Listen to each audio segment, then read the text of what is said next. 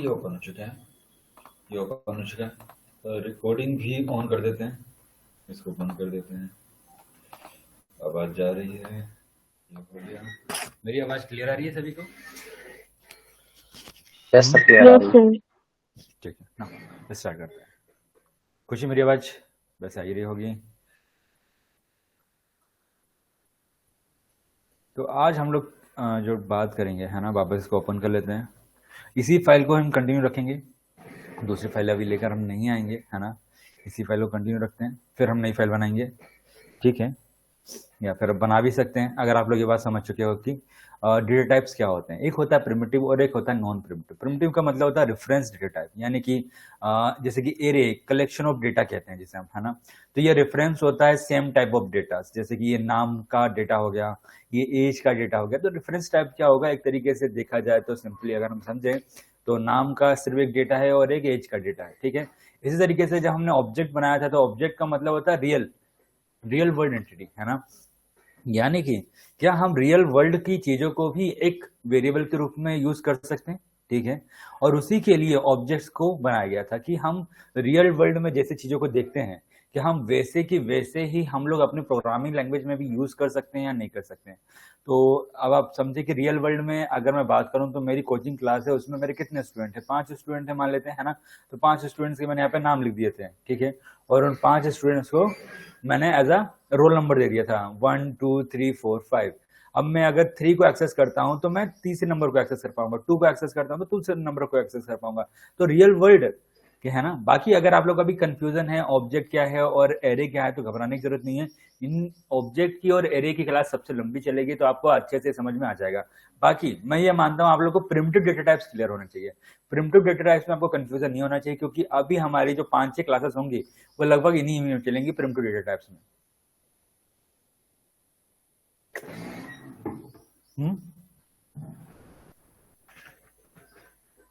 आप लोग हाँ ना में मुझे कुछ तो जवाब दें। यस सर, क्लियर है। Native data type. ओके। तो आज हम लोग एक अपनी नई फाइल बनाएंगे और सबसे पहले मैंने एक कहा था कि मैं इसको करके दिखाऊंगा, तो चलो इसको करके दिखा देता हूँ। पहले तो मैं क्या है कुछ भी नहीं है, गो लाइव करेंगे हम लोग।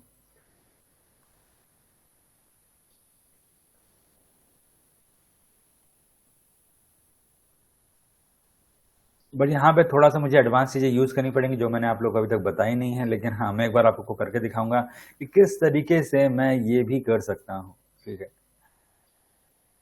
मैं इसको इंस्ट्रक्ट भी ओपन कर लेता हूँ, कंसोल पे भी आता हूँ, ठीक है। तो चलो हम लोग कर देखते हैं। अब जो चीजें मैं अभी यूज करूंगा वो डोम की प्रॉपर्टीज होंगी, और डोम की प्रॉपर्टीज को मैं यहाँ यूज करने वाला हूँ। बट फिलहाल के लिए आप लोग इस चीज को इग्नोर कर देना। मैं यहाँ पर एक फंक्शन बनाऊंगा। फंक्शन का मतलब होता है ब्लॉक ऑफ कोड, है ना। इस पर भी आप लोग अभी इतना ना समझ में आए तो कोई बात नहीं, है ना। हम लोग क्या करते हैं, जब पूरी प्रोग्रामिंग करते हैं तो प्रोग्रामिंग को तोड़ देते हैं छोटे छोटे ब्लॉक्स में, और उन ब्लॉक्स को हम लोग नाम रख देते हैं, और उन्हीं ब्लॉक्स को हम लोग कहते हैं फंक्शंस। तो जैसे कि मैं यहाँ पे एक फंक्शन बना रहा हूँ सम का, सम नाम का एक फंक्शन बना रहा हूं जिसका काम होगा सम करना, ठीक है। अब ये सम कैसे करेगा, ये सम कुछ इस तरीके से करेगा, var num1 डॉक्यूमेंट डॉट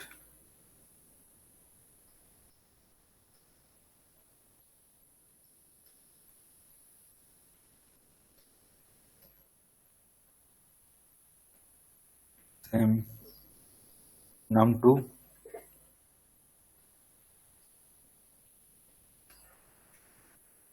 कौन सा डेटा चाहिए उस डेटा को मैं यहाँ पे सिलेक्ट कर लूंगा, जैसे कि हाँ। अब इनमें कोई पहचान तो मुझे नजर नहीं आ रही, तो मैं बना देता हूँ क्लास num1 क्लास। जैसे क्लास की जगह आप आईडी भी बना सकते थे, ज़्यादातर यहाँ पे आईडी ही बनाई जाती है। num2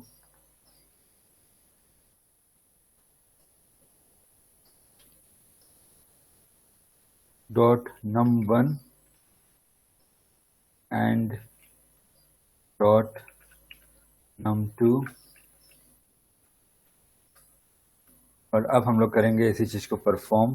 ठीक है, तो मैंने बस एक फंक्शन बनाया है। मैंने कहा है कि जब भी ये फंक्शन चले तो num1 के अंदर जो भी वैल्यू हो वो num1 वेरिएबल के अंदर स्टोर हो जाए, जो भी num2 क्लास की वैल्यू हो वो num2 वेरिएबल के अंदर स्टोर हो जाए। और स्टोर होने के बाद क्या करें, कंसोल डॉट लॉग, आप लोग को अब ये क्लियर हो चुका है, कंसोल डॉट लॉग। ठीक है, इसको हम लोग num1 प्लस num2 कर देंगे।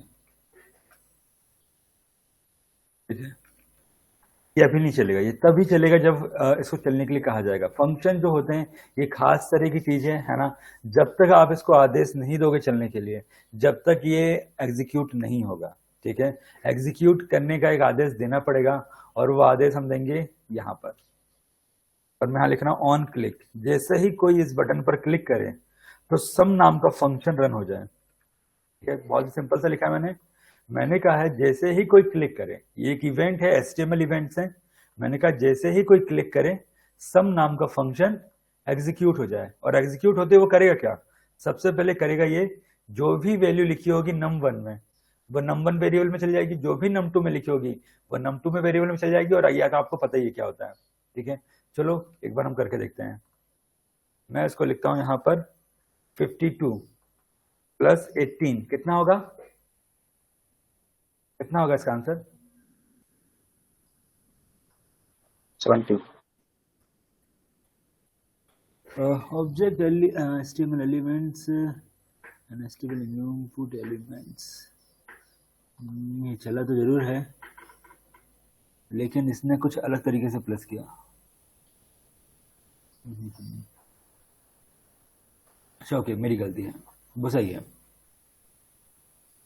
मुझे इसकी वैल्यू चाहिए थी, ना कि ये पूरे के पूरे। मुझे सिर्फ इसके अंदर की वैल्यूज की रिक्वायरमेंट है। ये चीज हम लोग आगे समझेंगे जब डोम हम देखेंगे। ठीक है,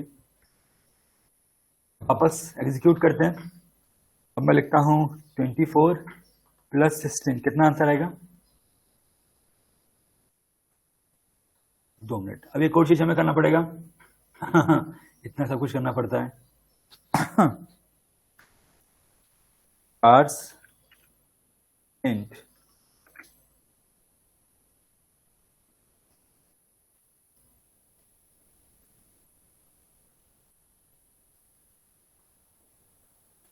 कल ही हम लोगों ने समझा था पार्स इंट को।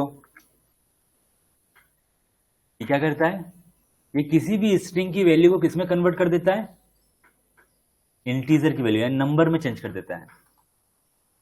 अब आप लोग को ये चीजें को याद रखना पड़ेगा क्योंकि सारी चीजें कनेक्शंस में है। यानी कि हम जितनी क्लासेस लेंगे पुरानी चीजों का ही यूज कर रहे होंगे। हर बार नई क्लास में एक नई चीज आ जाएगी और पुरानी चीजें भी चलती रहेंगी। तो अब हम वापस लिखते हैं।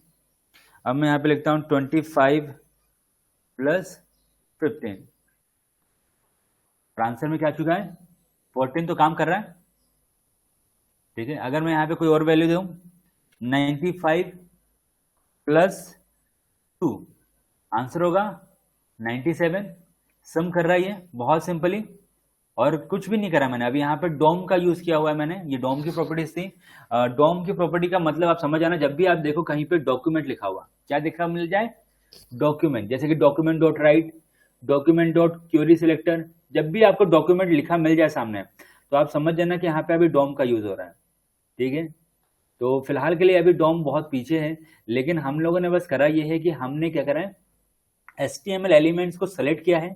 जिस तरीके से आप CSS में चीजों को सेलेक्ट करते हैं वैसे जावा स्क्रिप्ट में भी चीजों को सेलेक्ट किया जाता है। ठीक है, और इनके सेलेक्ट करने का तरीका थोड़ा सा अलग होता है। आप नोटिस करो यहाँ पे भी सेम वैसे ही मैंने सेलेक्ट किया है जैसे कि मैं एक CSS के अंदर सेलेक्ट करता था। ठीक है, यहाँ पर भी वही सेम चीज लिखी हुई है, क्लास लिखा हुआ है, वही सारी सेम चीजें वैसी की वैसी है। ठीक है, और यहाँ पर मैंने उनको सेलेक्ट किया है और सेलेक्ट करने के बाद मैंने क्या करा है, उसमें लगाया है क्वेरी सिलेक्टर। क्वेरी सिलेक्टर का मतलब होता है कि सिलेक्टर होता है ना, तो सेलेक्टर को पहचानने के लिए मैंने क्वेरी सिलेक्टर लगाया, यानी कि मैं पहचान सकूं, यानी कि उसको सेलेक्ट कर सकूं। सेलेक्ट करने का एक तरीका है, मैंने एलिमेंट को सेलेक्ट किया हुआ है document dot right query selector से और उसको सेलेक्ट करके इसके अंदर वैल्यू स्टोर कर लिया। अब पार्स इंट क्यों लगाया ये आप लोग बताओगे, कौन बताएगा पार्स इंट क्यों लगाया मैंने? ये सर ये स्ट्रिंग वैल्यू को नंबर में कन्वर्ट करता है। ये स्ट्रिंग वैल्यू को नंबर में कन्वर्ट करता है। और हमारे पास कितने टाइप के प्रिमिटिव टाइप डेटा टाइप्स होते हैं, बताना जरा, कितने टाइप के प्रिमिटिव फाइव डेटा टाइप्स होते हैं, फाइव नाम बताएं। Five string, number, and undefined, null, hmm, and और बुलियन, है ना। तो ये पांचों चीजें आप लोग को बहुत अच्छे से याद रखनी है, क्योंकि बार बार यूज होने वाली हैं। आपको कभी भी इन्हें भूलना नहीं है कि नंबर क्या होते हैं, स्ट्रिंग क्या होते हैं, बुलियन क्या होता है, और साथ में अनडिफाइंड और नल क्या होता है। ठीक है, तो ये चीज़ें आप लोग को याद रखनी है। सबसे पहले एक बार मैं देख लूँ, है ना, क्लास को स्टार्ट करने से पहले, कि क्या आप लोगों को ये बात समझ में आ गई है। खुशी, तुम बताओ, तुम्हें ये बात अभी समझ में आई, मतलब किस तरीके से मैंने अभी करा है कि क्वेरी सेलेक्टर। अगर ये चीज़ नहीं भी आई है तो ये बार बार रिपीट होंगी तो आपको क्लियर हो जाएगा। बाकी मैं ये जानना चाहूंगा कि आपको समझ में आएगी। सेलेक्ट किया हमने, ये सेलेक्ट करने का तरीका है, जिस तरीके से हम सीएसएस में सेलेक्ट करते हैं, ये जावास्क्रिप्ट में सेलेक्ट करने का तरीका है। सीएसएस में हम लोग डायरेक्ट लिख देते हैं, पक्का ना, क्योंकि आप लोग को आज से मिलने वाले हैं टास्क। ठीक है, शुभम सर आप कल क्यों नहीं आए? एक्चुअली में कल की क्लास थोड़ा सा इम्पोर्टेंस है, और आपसे कोई भी छुट्टी ना करे, मैंने ये चीज बताया है। ओके, ये अच्छा है ना। तो एक्चुअली में कोई भी क्लास को छुट्टी ना करे अब, है ना, मैं बिल्कुल कहूंगा, है ना, छुट्टी करने का आपको बहुत ज्यादा नुकसान होने वाला है, क्योंकि बहुत सारी चीजें हो जाएंगी हर दिन, क्योंकि हम लोग तेजी से चलने वाले हैं। सो हम लोग अब एक नई फाइल को देख रहे हैं, क्योंकि आज की क्लास नहीं है तो फाइल भी नहीं होनी चाहिए। और जैसे कि मैंने कहा था कि मैं हर दिन की एक नई फाइल के नाम से सेव करूंगा, और इसको मैं सेव करूंगा jsd2.html, और ये सेव हो गई है। ठीक है,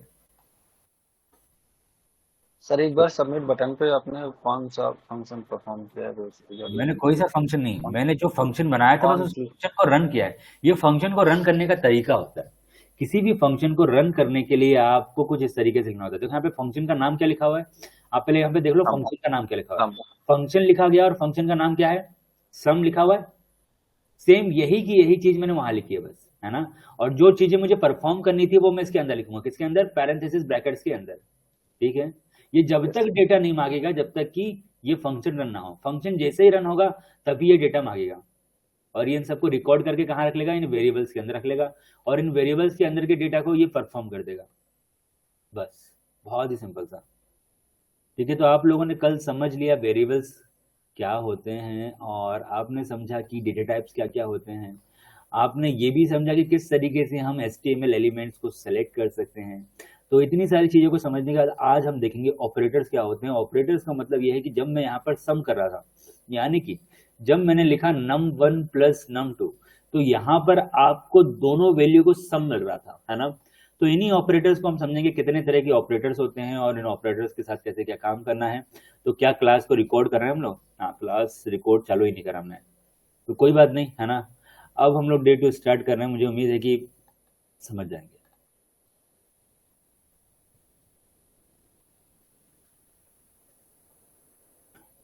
बट मैं कहूँगा कि आप लोग इसके भरोसे नंबर दे हैं रिकॉर्डिंग के, है ना, क्योंकि रिकॉर्डिंग में क्या रिकॉर्ड हो रहा है क्या नहीं हो रहा है मैंने कभी ध्यान ही ना दिया। तो ज़रूरी है कि आप लोग लाइव क्लास पे ज़्यादा भरोसा करें। तो इसको चलो अभी हम करते हैं बंद, और नई क्लास को करते हैं आरम्भ। Code 1 and go live. एक नई फाइल ओपन हो चुकी है, वापस इंस्पेक्ट ओपन हो जाएगा, और इंस्पेक्ट को ओपन करने के बाद हम पहुंच जाएंगे कंसोल के अंदर। ठीक है, ये कंसोल के अंदर हम लोग आ चुके हैं। रिफ्रेश करते हैं, अभी नहीं चलेगा।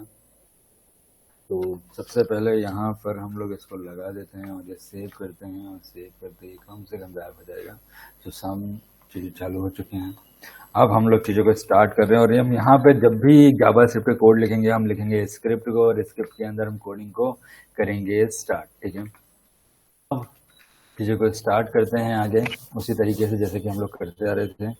तो आज की क्लास में हम लोग समझ रहे हैं ऑपरेटर्स को। ठीक है, सबसे पहले हम लोग आज ऑपरेटर्स को समझेंगे। तो आज की क्लास में क्या क्या हम समझने वाले हैं, एक नज़र देख लेते हैं, उसके बाद हम लोग चीज़ों को स्टार्ट करेंगे।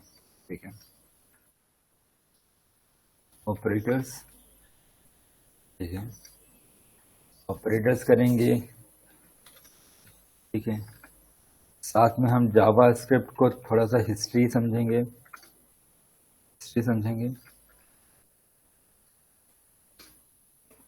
ठीक है, और फीचर्स देख लेंगे थोड़े से, ऑपरेटर्स, जावास्क्रिप्ट हिस्ट्री, फीचर्स, और इसके बाद हम लोग आज ही स्टार्ट करेंगे अपने first logicals, if and also. तो आज की क्लास में हम इतनी चीजें देखने वाले हैं। लॉजिकल्स, फर्स्ट लॉजिकल्स हैं ये, है ना, इसको हम लोग कंडीशनल ऑपरेटर्स बोलते हैं। कौन से ऑपरेटर्स बोलेंगे हम लोग? कंडीशनल, ठीक है। तो ये कंडीशनल ऑपरेटर्स हैं, तो ये आज ही हम लोग देखने वाले हैं। ये इतनी चीज़ों को हम लोग आज कवर अप करने वाले हैं। तो चलो चलते हैं, स्टार्ट करते हैं। सबसे पहले हम लोग यहाँ पर सीखेंगे ऑपरेटर्स को। ऑपरेटर, ठीक है, इसको 1 लिख देते हैं आज की क्लास के लिए। ये पहली चीज़ है जो कि आज हम समझने वाले हैं, ठीक है।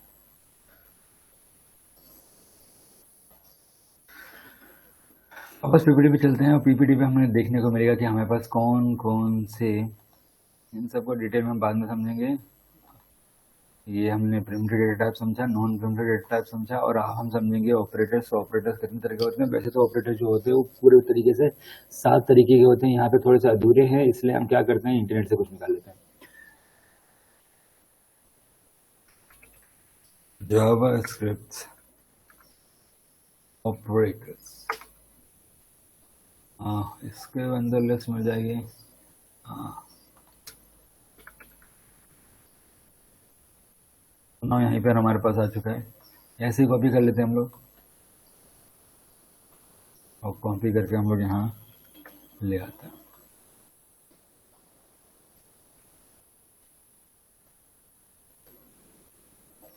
और टर्नरी ऑपरेटर है, बिग इंट ऑपरेटर, इसको छोड़ दो। स्ट्रिंग ऑपरेटर, इसे छोड़ दो। ये सब हम आगे देखेंगे जब इनकी क्लासेस आएंगी। लॉजिकल ऑपरेटर्स, चलो ठीक है। अर्थमेटिक ऑपरेटर्स भी ठीक है, कंपैरिजन ऑपरेटर भी ठीक है, और असाइनमेंट ऑपरेटर्स भी ठीक हैं।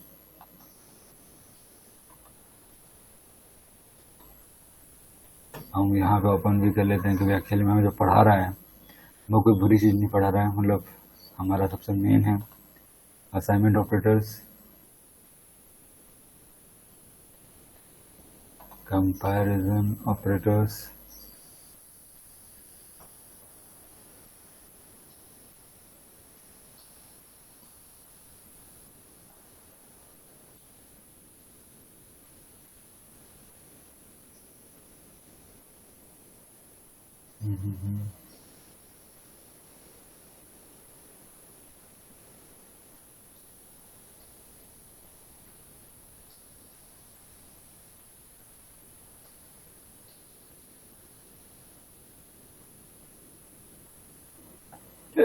इसका मतलब ये हो रहा है कि इसमें तो एक ही लाइन में पूरा समझाया हुआ है।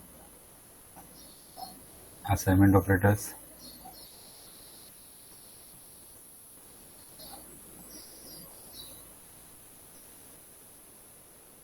कंपैरिजन ऑपरेटर्स,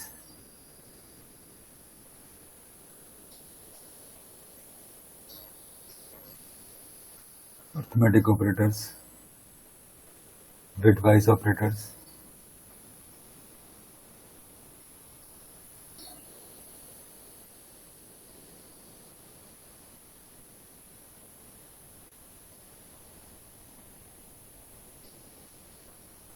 मैं आप लोग के लिए थोड़ा सा आसान करूंगा। हम लोग चीज़ों को देखेंगे इतने एडवांस में, लेकिन थोड़ा कम कम करके,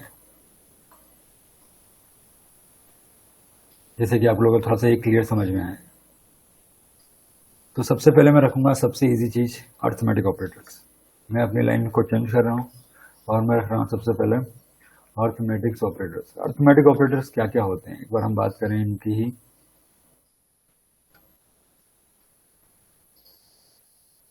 वापस एक बना लेते हैं, स्टार, और हम देखेंगे बस अर्थमेटिक ऑपरेटर्स को, ठीक है। अब अर्थमेटिक ऑपरेटर्स के अंदर हमारे पास होता है, अगर मैं बात करूँ वापस पीपीटी में आते हैं, ठीक है। तो अर्थमेटिक ऑपरेटर्स में हमारे पास होते हैं कुछ खास चीज़ें, जैसे कि आपके पास होता है addition, subtraction, multiplication, division, modulus, increment and decrements, ठीक है। इंक्रीमेंट एंड डिक्रीमेंट्स ये सभी किसके अंदर आ जाएंगे? Arithmetic operator. बाकी ये जो दो हैं, है ना, ये इंक्रीमेंट और डिक्रीमेंट मतलब इंक्रीम ऑपरेटर्स भी आएंगे, इंक्रीमेंट डिक्रीमेंट ऑपरेटर्स में भी आ जाएंगे, ठीक है। तो चलो इतना ज़्यादा कंफ्यूज नहीं करते हैं और चीज़ों को स्टार्ट करते हैं। तो आज की क्लास को स्टार्ट हो रही है, ठीक है। तो सबसे पहले हम लोग समझेंगे कि सम ऑपरेटर्स क्या होते हैं, तो सम ऑपरेटर्स को परफॉर्म कैसे किया जा सकता है। मैं कंसोल डॉट लॉग में ही अगर सम करूँ तो कोई प्रॉब्लम तो नहीं है, ठीक है। मैं वापस एक num1 बना लेता हूँ, मैं चाहूँ तो num1 ऊपर भी बना सकता हूँ, लेकिन मैं num1 यहाँ नहीं बनाऊंगा, मैं अभी बार का यूज़ कर रहा हूँ, ठीक है। और यहाँ पर मैं वैल्यूज़ दे रहा हूँ 42, ठीक है। और एक मैं एक और वेरिएबल बना रहा हूँ बार num2, ठीक है। और इसके अंदर मैं वैल्यू असाइन करूंगा 15, ठीक है। सिंपल से मैंने दो वेरिएबल्स बना लिए हैं और अब मैं क्या करूंगा, सबसे पहले आप लोगों के सामने अर्थमेटिक ऑपरेटर्स को यूज करके दिखाऊंगा। तो कंसोल डॉट लॉग, ठीक है, कंसोल डॉट लॉग,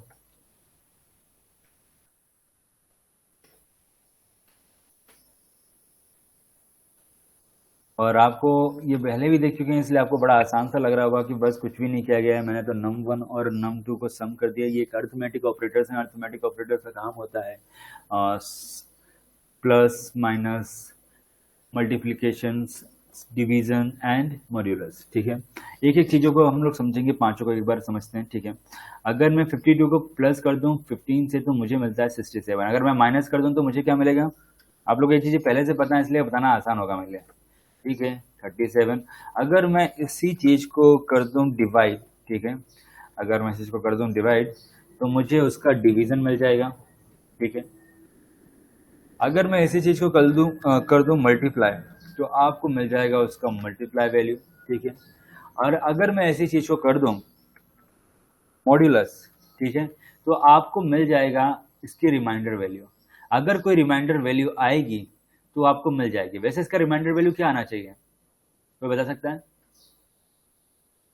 कि रिमाइंडर वैल्यू क्या आएगी? कोई बता सकता है क्लास में? मैथ्स के सभी स्टूडेंट्स यार, इतना तो बताना ही पड़ेगा। रिमाइंडर वैल्यू क्या होगी? अगर मैं 52 को डिवाइड करता हूं 15 से तो रिमाइंडर कितना बचेगा? क्या इतने से कैलकुलेशन के लिए हमें सोचना पड़ेगा?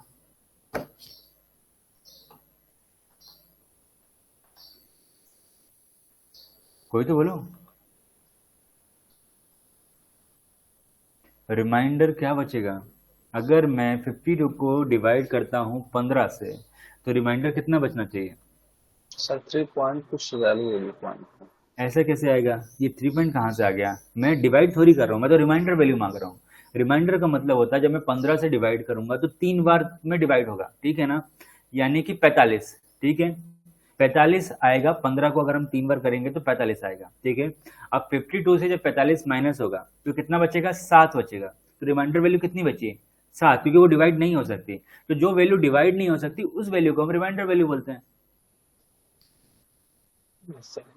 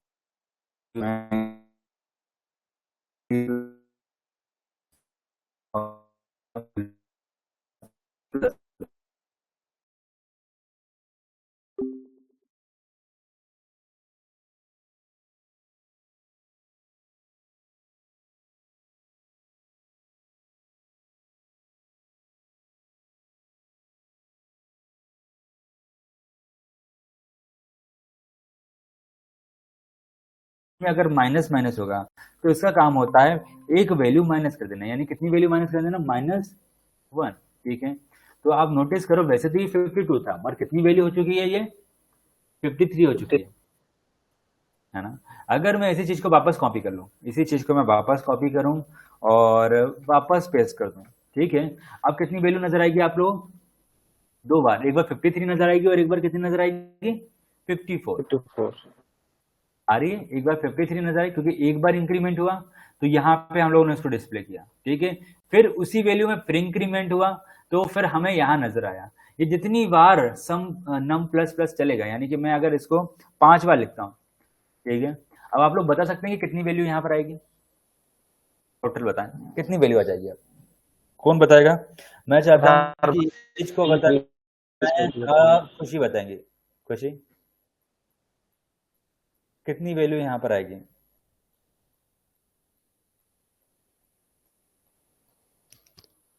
खुशी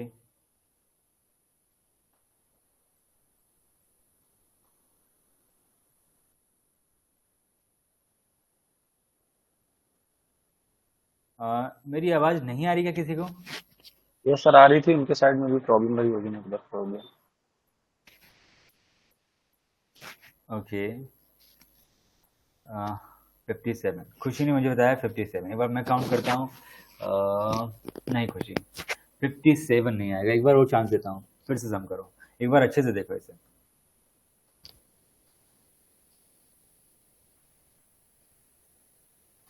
यहाँ पर क्या वैल्यू आएगी, यहाँ पर तो आएगी 53, यहाँ वैल्यू आएगी 53, मैं जानना चाहता हूँ कि यहाँ पर क्या वैल्यू आएगी,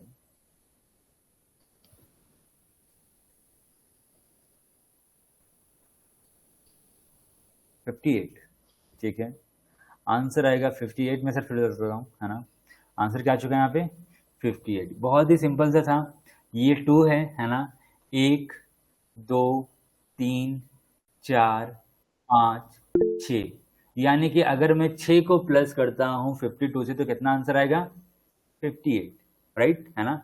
तो बस कुछ भी नहीं है, इंक्रीमेंट का काम होता है 1 प्लस करना, ठीक है। अगर मैं इसी जगह माइनस यूज करता हूँ, क्या करता हूँ मैं, अब माइनस यूज करता हूँ, ठीक है, तो अब कितना आंसर आएगा कौन बताएगा, ठीक है। मैं किसी को मौका देना चाहता था लेकिन ये तो पहले ही आ गया आंसर, ठीक है, चलो कोई बात नहीं, अभी भी मौका दे सकता हूँ, अब आप लोग बता दें, ठीक है,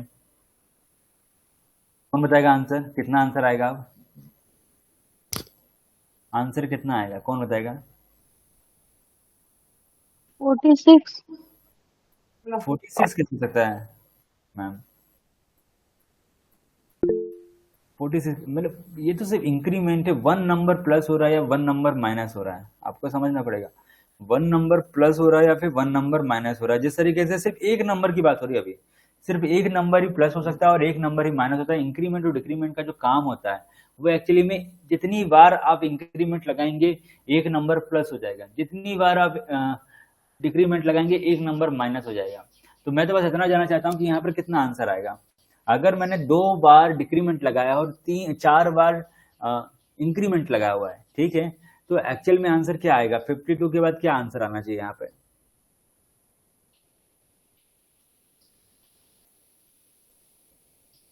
थोड़ा सा माइंड का यूज करें क्योंकि अब आप लोग मैथ्स में हैं।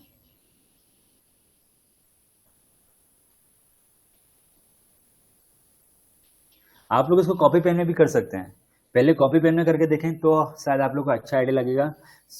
आशु तुमने सारी चीज़ पहले देखी है इसलिए तुम नहीं बताओगे, है ना। बट मैं जानना चाहता हूँ किसी और से, आप में से कोई भी आज जवाब दे और हम लोग जल्दी से आगे निकलें। खुशी ने आंसर दिया है 57। खुशी, अभी 57 कैसे पॉसिबल है? अब इसको कैलकुलेशन समझते हैं हम लोग, ठीक है ना। इसी को कैलकुलेशन को मैं यहाँ पे कमेंट के रूप में समझाता हूँ आप लोग को, है ना। ठीक है, 52 है, ठीक है। अब आप बस एक बार गिन लें कि कितने इंक्रीमेंट है। इंक्रीमेंट कितने हैं? 1 2 3 4, कितने हैं? 4 हैं, यानी कि प्लस 4, ठीक है। इंक्रीमेंट कितने हैं? 1 2, तो ये हो गया 2। आंसर कितना हो जाएगा? 4 माइनस 2 2, यानी कि कितना आंसर आएगा? 54, ठीक है। आंसर कितना आ जाएगा? 54। क्लियर है ना आप लोग को? सर है ना, बिल्कुल सिंपल सा है, मतलब कुछ भी नहीं है। जितनी बार होगा उतनी बार आप सम करोगे, जितनी बार माइनस लगा होगा उतनी बार आप माइनस करोगे। डिक्रीमेंट और इंक्रीमेंट का मतलब यही होता है ना। तो अब इंपॉर्टेंट चीज़ों में आएंगे। अगर आप इतनी चीज़ें समझ चुके हैं कि ये कैसे क्या काम करता है, एक बार सब लोग हैंड राइज कर दें, जिससे कि मुझे क्लियर हो जाए कि आप सभी को समझ में आ गया। मैं इसको बंद कर देता हूँ।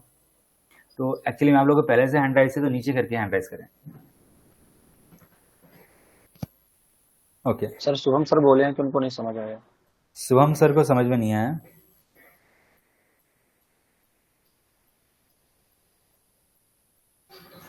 अब सर बस एक कोशिश करिएगा सर, अब से क्लास बिल्कुल नहीं मिस होनी चाहिए।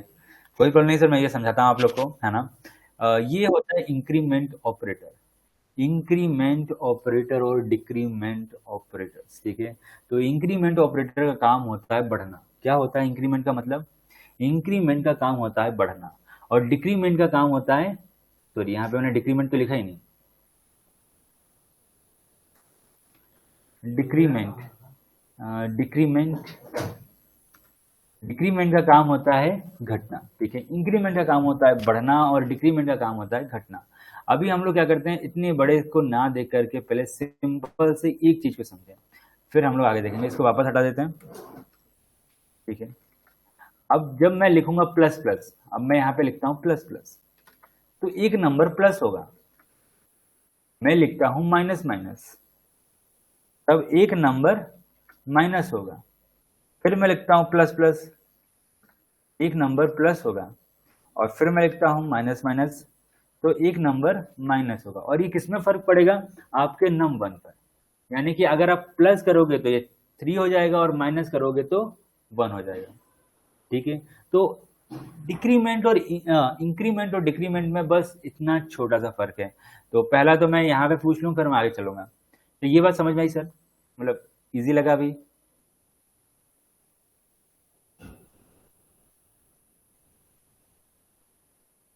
ठीक है, अब हम आगे चलेंगे। लेकिन सर कोशिश करें सर बोलने भी, है ना, अगर पॉसिबल हो। क्या माइक नहीं है उसमें? क्योंकि मैं बहुत ही कम चांस होगा कि मैं यहाँ पर आकर के कमेंट देख सकता हूँ। ओके, एक काम कर सकते हैं आप, मुझे अगर व्हाट्सएप पे करेंगे तो मैं मोबाइल पे देख लूंगा, ठीक है। आप लोग चाहो तो जवाब जो है वो व्हाट्सएप पे दे सकते हैं, ठीक है ना, कर सकते हैं हम लोग, है ना। तो आप लोग जो जवाब हैं वो वहां पर दें, क्योंकि मैं बार बार यहाँ नहीं आना चाहता हूँ, बस इसके लिए। आप लोगों से जब भी मैं क्वेश्चन, मेरे यहाँ अगर कोई सवाल होगा तो मैं बता दिया करूंगा आपको। ठीक है, क्योंकि मेरे लिए थोड़ा सा वहां देखना मुश्किल हो जाता है। Yes sir. तो चलो हम लोग देखते हैं।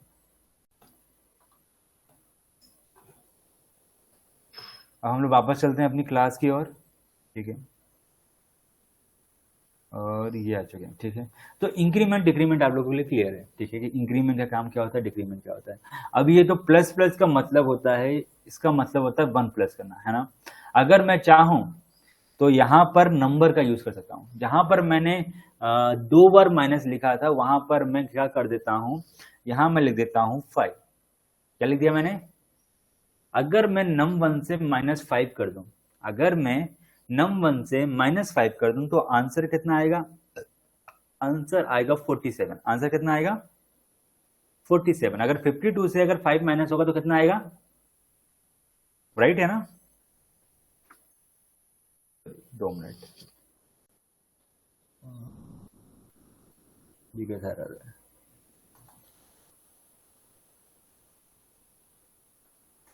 ओके, जब तक ये असाइनमेंट ऑपरेटर यूज ना होगा शायद से, जब तक कि ये प्रॉब्लम है।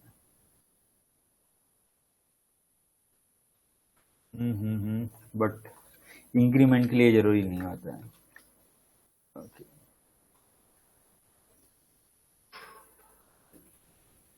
चलो अभी आप लोग कंफ्यूज नहीं करता हूँ, अभी तो आप लोग सिर्फ इंक्रीमेंट और डिक्रीमेंट में रहे है ना। अभी आप लोग उधर साइड ना जाएं, वो हम आगे देखेंगे। ठीक है,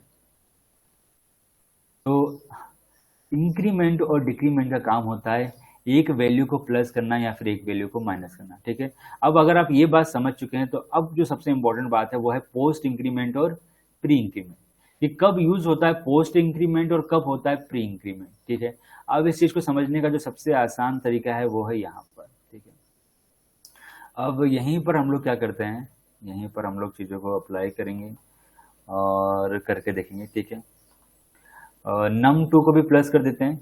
ठीक है, या फिर यहीं पर ही हम इसको हटा देते हैं। ठीक है, और हम लोग प्री और इसको समझेंगे। ठीक है, अभी मैंने यहाँ पे क्या लगा दिया है।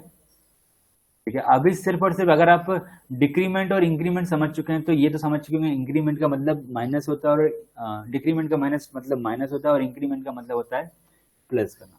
ठीक है, तो अब मैं डिक्रीमेंट की बात ही नहीं करूंगा, अब मैं डिक्रीमेंट की बात नहीं करूंगा, मैं आपको सारी की सारी चीजें जो समझाऊंगा वो इंक्रीमेंट में समझाऊंगा, और आप समझ जाएंगे कि जिस तरीके से इंक्रीमेंट काम करेगा ठीक उसी के विपरीत डिक्रीमेंट काम करेगा, बस वो माइनस कर रहा होगा।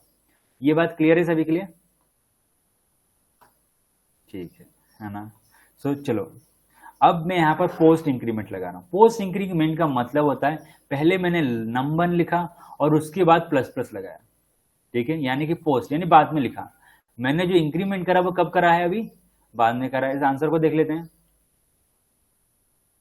आंसर क्या आ रहा है? 52 आ रहा है। जबकि आप लोग नोटिस करो है ना कि मैं प्लस प्लस कर चुका हूं। ठीक है, एक और बार हम लोग प्रिंट करते हैं। ठीक है, एक और बार प्रिंट करते हैं। अब यहां देखो, यहां 53 आ रहा है, यहां क्या आ रहा है? 53 आ रहा है, यानी कि इंक्रीमेंट तो हो चुका है, लेकिन जब इंक्रीमेंट हो चुका है तो यहां पर हमें वो इंक्रीमेंट नजर नहीं आ रहा है। यहां पर वो इंक्रीमेंट नजर नहीं आ रहा है। इसका कारण क्या है वो बता देता हूं। पोस्ट इंक्रीमेंट का मतलब क्या होता है? पोस्ट इंक्रीमेंट का मतलब होता है कि पहले वो वैल्यू को डिस्प्ले करेगा, पहले वो जैसी की जैसी वैल्यू थी उसको वो क्या करेगा, यहाँ पर डिस्प्ले करेगा, और डिस्प्ले करने के बाद वो उसमें प्लस करेगा। पोस्ट इंक्रीमेंट का मतलब क्या है कि पहले जो वैल्यू है, जैसी की जैसी वैल्यू है वैसी की वैसी वैल्यू यहाँ पर क्या करेगा, डिस्प्ले करेगा, और डिस्प्ले करने के बाद उसमें क्या करेगा, वो प्लस प्लस पे करेगा। ठीक है,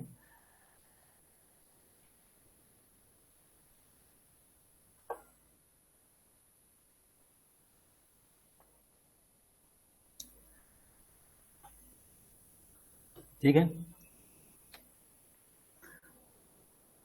एक बार मेरे को हाँ तो मिले कम से कम, मुझे तो समझ में नहीं आ रहा है, आप लोग को समझ में आ भी रहा है कि नहीं आ रहा है? यस सर, आ गया। पोस्ट इंक्रीमेंट है ना। अब आप लोग एक काम करो है ना, आप सच में सभी लोग जो भी हाँ ना होता है ना, कम से कम है ना, कम से कम आप लोग ऐसा करो कि व्हाट्सएप पे सभी लोग यस लिख दिया करो यार, है ना। कम से कम मैं सामने ही व्हाट्सएप रखूंगा और सामने मेरे डिस्प्ले होता रहेगा, तो सबको समझ में आ गया?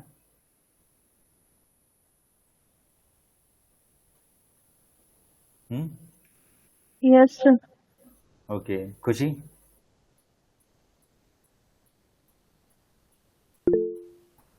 कुछ मैं बिल्कुल देख नहीं पाऊंगा है ना। सर उन्होंने हैंड राइज किया है। ठीक है, शुभम सर?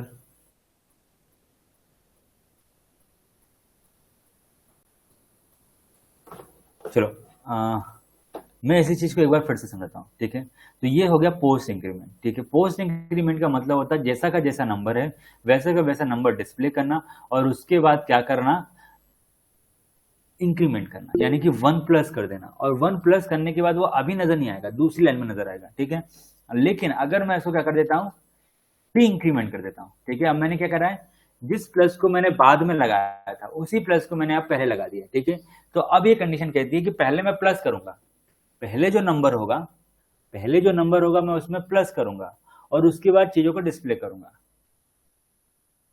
और यही डिफरेंस होता है पोस्ट इंक्रीमेंट में और प्री इंक्रीमेंट में। अब पोस्ट इंक्रीमेंट और प्री इंक्रीमेंट में छोटा सा जो डिफरेंस है तो छोटा सा, लेकिन काफी कंफ्यूजन होता है। तो पहले तो मैं जान लूं कि आप लोगों को क्लियर हुआ। प्री इंक्रीमेंट का मतलब होता है पहले वैल्यू प्लस की जाएगी फिर डिस्प्ले की जाएगी। पोस्ट इंक्रीमेंट का मतलब होता है पहले वैल्यू डिस्प्ले की जाएगी उसके बाद प्लस की जाएगी। तो सिंपल सा है, यानी कि पहले प्री लगा होगा तो पहले प्लस होगा और पोस्ट लगा होगा तो बाद में प्लस होगा। ठीक है, ठीक है, थोड़ा जल्दी जल्दी करें, है ना। हमें बहुत सारी चीज देखनी है तो बहुत कम चीजें हैं, हमें बहुत सारी चीजों पर डिस्कशन करना है। अभी तो हम लोग सिर्फ और सिर्फ अर्थमेटिक ऑपरेटर को देख रहे हैं, इसके अलावा इतने सारे ऑपरेटर्स बाकी हैं।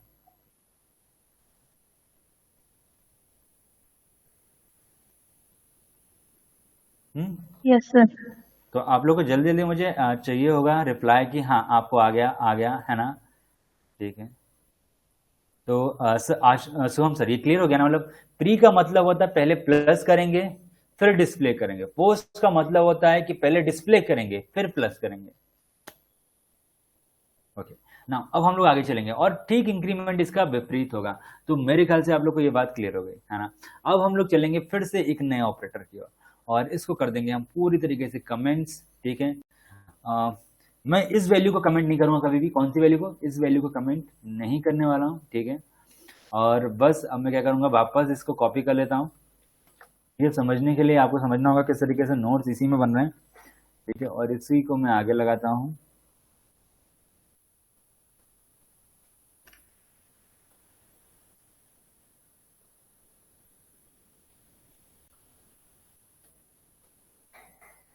और अब हम देखेंगे दूसरे ऑपरेटर को। तो मैं मानता हूं आप लोग को पता है कि प्लस कैसे करते हैं, माइनस कैसे करते हैं, इंटू कैसे करते हैं, डिवाइड कैसे करते हैं, मॉड्यूलस कैसे यूज करते हैं, इंक्रीमेंट कैसे करेंगे और प्री डिक्रीमेंट कैसे करेंगे। आपको ये भी क्लियर हो चुका है पोस्ट इंक्रीमेंट क्या होता है और प्री इंक्रीमेंट क्या होता है। तो ये सारी चीजें समझने के बाद हम लोग अब जाएंगे असाइनमेंट ऑपरेटर्स की ओर। अब हम देखेंगे असाइनमेंट ऑपरेटर्स।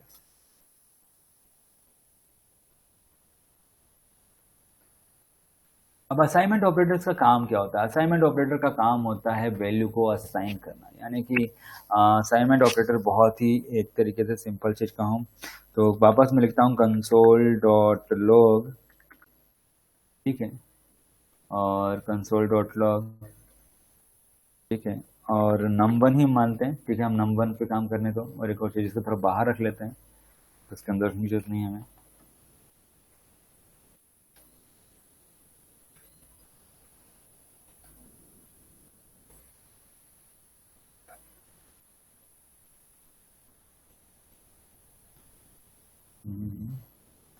तो करेक्ट है,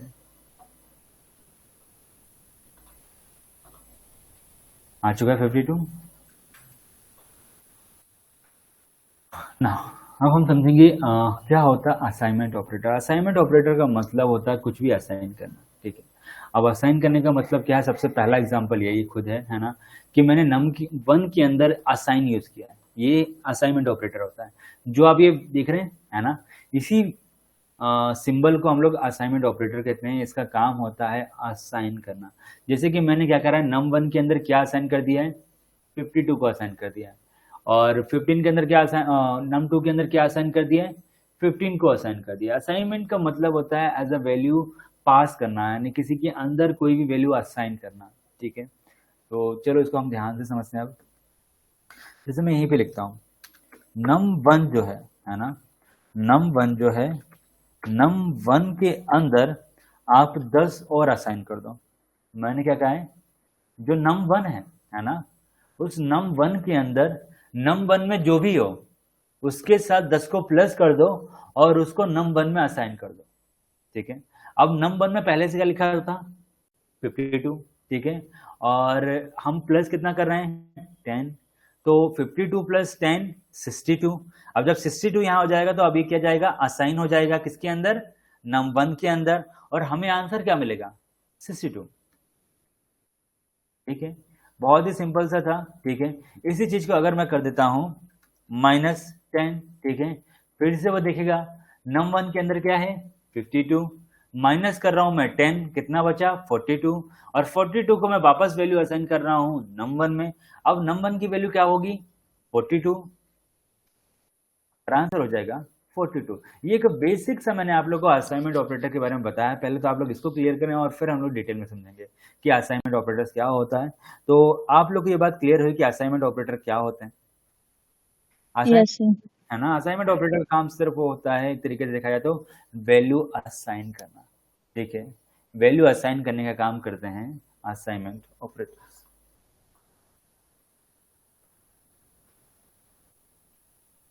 तो ये बात बिल्कुल सच है, जावा स्क्रिप्ट जो पूरी की पूरी काम करेगी वो मैथ्स पे ही काम करने वाली है ना। हम लोग लगातार इस पे मैथ्स पे ही पूरा काम करते रहेंगे। हर दिन हमारी जो क्लासेस होंगी वो थोड़ी अब मैथ्स से जुड़ी हुई होंगी, है ना। तो ये चीजें होंगी। तो हम लोग और फटाफट देख लेते हैं। कोई भी क्लास रिपीट तो नहीं हो सकती, इस चीज़ का मैं बता देता हूँ आप सभी को, है ना, कि क्लास रिपीट होना पॉसिबल नहीं है, चाहे वो किसी की भी क्लास छूटे, है ना। और एक बार जैसे क्लास छूट गई वो दूसरी क्लास में कुछ भी नहीं समझ पाएगा। ये बहुत ही सिंपल सा रूल है।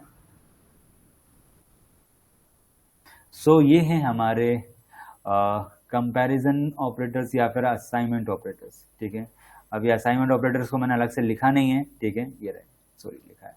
सो असाइनमेंट ऑपरेटर्स आ चुके हैं। ठीक है, तो असाइनमेंट ऑपरेटर्स में सबसे पहले आप लोगों ने इसी चीज़ को समझा। ठीक है, आप लोगों ने इस चीज़ को अभी करके देखा था हम, लेकिन जस्ट अभी असाइनमेंट ऑपरेटर को समझा है। अब इसके साथ कुछ और भी ऑपरेटर्स होते हैं, जैसे कि ऐड और असाइन करना, माइनस और असाइन करना, मल्टीप्लाई करना और असाइन करना, डिवाइड करना और असाइन करना, और मॉड्यूलस करना और असाइन करना। चलो इसको हम लोग समझते हैं कि ये कैसे कैसे काम करेंगे। तो मैं लिख लेता हूँ। पहले तो असाइनमेंट ऑपरेटर के अंदर क्या क्या आएगा, प्लस आएगा, माइनस आएगा, डिवाइड आएगा, और फिर आएगा मॉड्यूलस। ठीक है,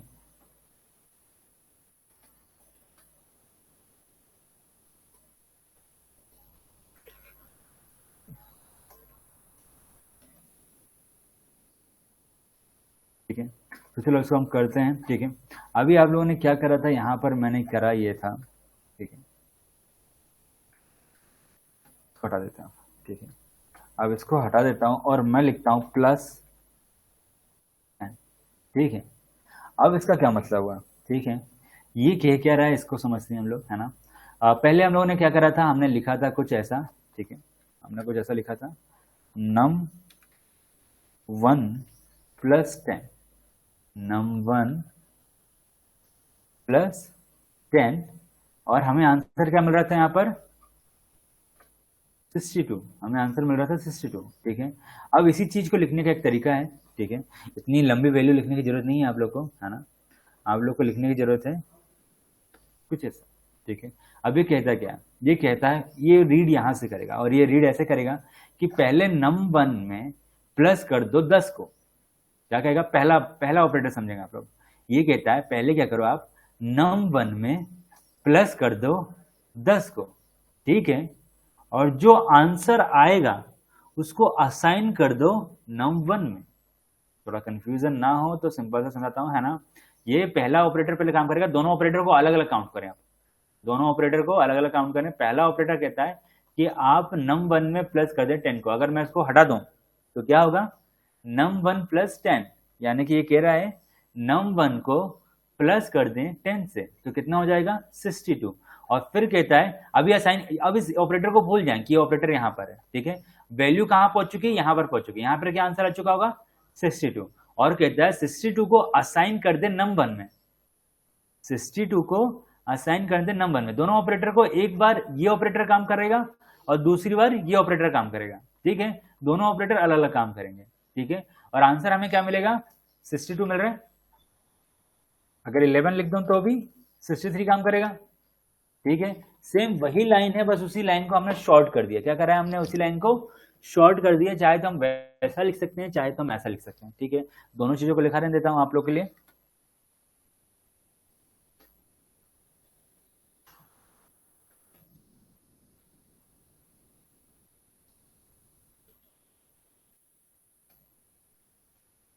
अब आप समझ गए कि एरर क्यों है। वैसे तो मैं तो सिर्फ उसको कमेंट करने के लिए लेकर आया हूं।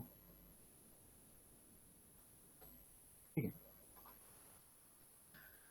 अब इसी तरीके से मैं कर सकता हूं माइनस, मैं इसी तरीके से कर सकता हूं माइनस। अब ये क्या करेगा, पहले num1 से माइनस करेगा 11 को, num1 से माइनस करेगा 11 को, तो एक्चुअली num1 है क्या 52, माइनस कर देंगे 11 तो बचेगा 41, और 41 को वो असाइन कर देगा num1 में, यानी कि आंसर क्या आएगा 41।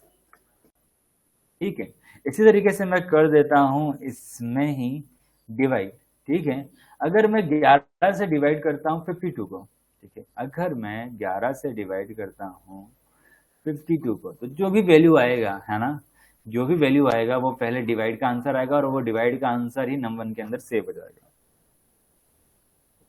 आ गया, यानी कि जो भी डिवाइड किया गया वो डिवाइड की वैल्यू, और वो डिवाइड का जो भी आंसर आया वो डिवाइड के आंसर को इसने नंबर के अंदर स्टोर कर दिया। इस तरीके से मैं मल्टीप्लाई यूज कर सकता हूँ। ठीक है, पहले क्या करेगा, नंबर मल्टीप्लाई होगा 11 से, और जो भी आंसर आएगा वो असाइन हो जाएगा नंबर में। ठीक है, और मैं इसी तरीके से असाइन कर देता हूँ। इसी तरीके से मैं कर सकता हूँ मॉड्यूलस। ठीक है, अब मॉड्यूलस में से रिमाइंडर आता है, तो आप समझेंगे रिमाइंडर। ठीक है, तो 11 से अगर मैं इसको डिवाइड करता हूँ 52 को, तो ये जो आंसर आएगा 44 तक ही डिवाइड कर सकता है ना, बट 44 के बाद जो आंसर बचेगा वो बचेगा 6, यानी कि इसका आंसर जो आएगा वो होगा, सॉरी 46, 2 मिनट रुकना, 11, 22, 33, 44, 44, अच्छा 44 तक डिवाइड होगा, हाँ सही तो है, 6 + 2 8 ही तो होता है, मेरी गलती थी। ठीक है, मेरी क्लेरिफिकेशन में भी गलती होती है ना। सो कितना आंसर आया, 44 आया था। अगर मैं 52 से 44 को माइनस करूँ तो आंसर क्या आएगा, 8 आएगा, और वही वैल्यू उसने असाइन कर दी है नंबर के अंदर। ठीक है, तो ये होते हैं असाइनमेंट ऑपरेटर्स। अगर आप लोग को क्लियर हो गए हैं तो आप लोग मुझे कह सकते हो हाँ, और फिर हम लोग नए ऑपरेटर की ओर चलेंगे। तो असाइनमेंट ऑपरेटर अगर आप लोग को क्लियर हो गया तो आप लोग कहेंगे हाँ, और फिर हम चलेंगे आगे। हाँ सर, आ गया। ओके, ठीक है, अब हम आगे चलते हैं। सब आसान है, कुछ मुश्किल नहीं है, बस प्रैक्टिस चाहिए होगी, है ना। और आज मैं दूंगा आप लोग को टास्क, है ना, और टास्क चाहिए होंगे। क्लास को स्टार्ट करने से पहले अगर मुझे टास्क ना मिले, है ना, तो मैं प्रोजेक्ट नहीं दूंगा।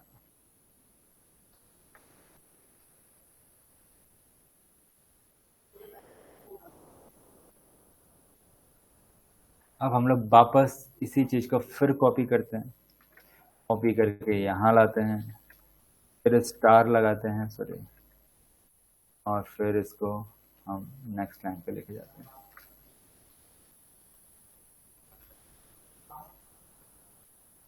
अब तीसरे नंबर पर कौन सा है, कंपैरिजन ऑपरेटर्स, कॉपी कर लेते हैं और इसको यहाँ पर पेस्ट कर देते हैं।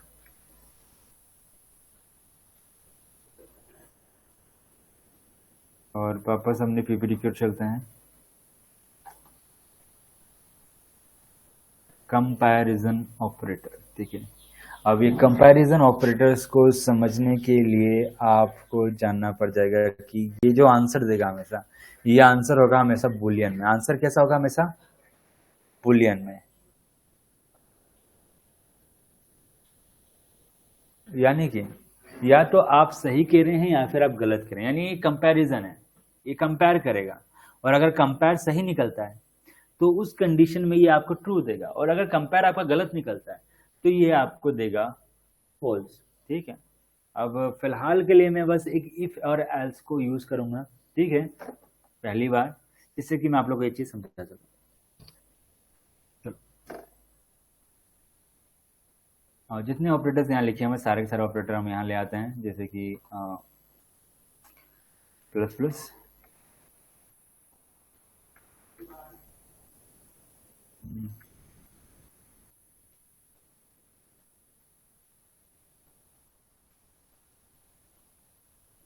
ठीक है, काफी इतने हैं, इतने हैं, ठीक है। तो ये होते हैं कंपैरिजन ऑपरेटर्स। अब कंपैरिजन ऑपरेटर को समझने के लिए मुझे यहाँ पर यूज करना पड़ जाएगा इफ और एल्स को। तो इसको मैं वापस करूंगा कमेंट, ठीक है, ये हो गया कमेंट।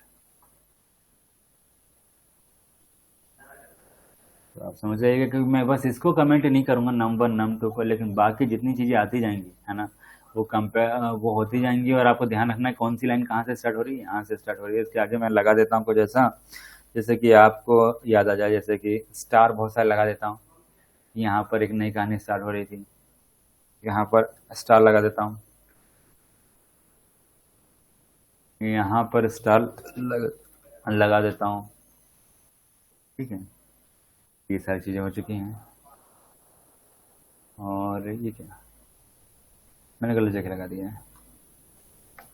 लगता है 800-700 में सिर्फ ऑपरेटर ही पढ़ा पाऊंगा क्या।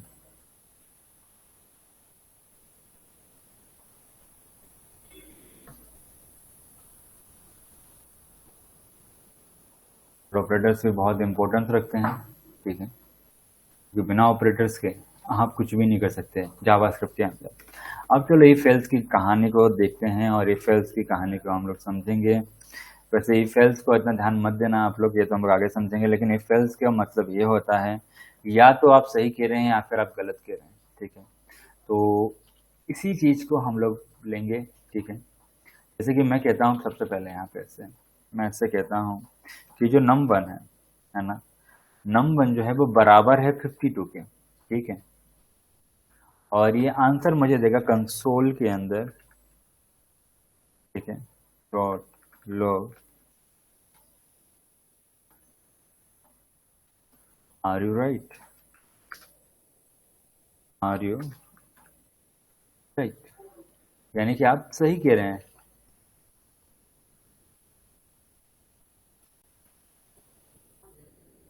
या फिर आप गलत कह रहे हैं, आर यू रॉन्ग,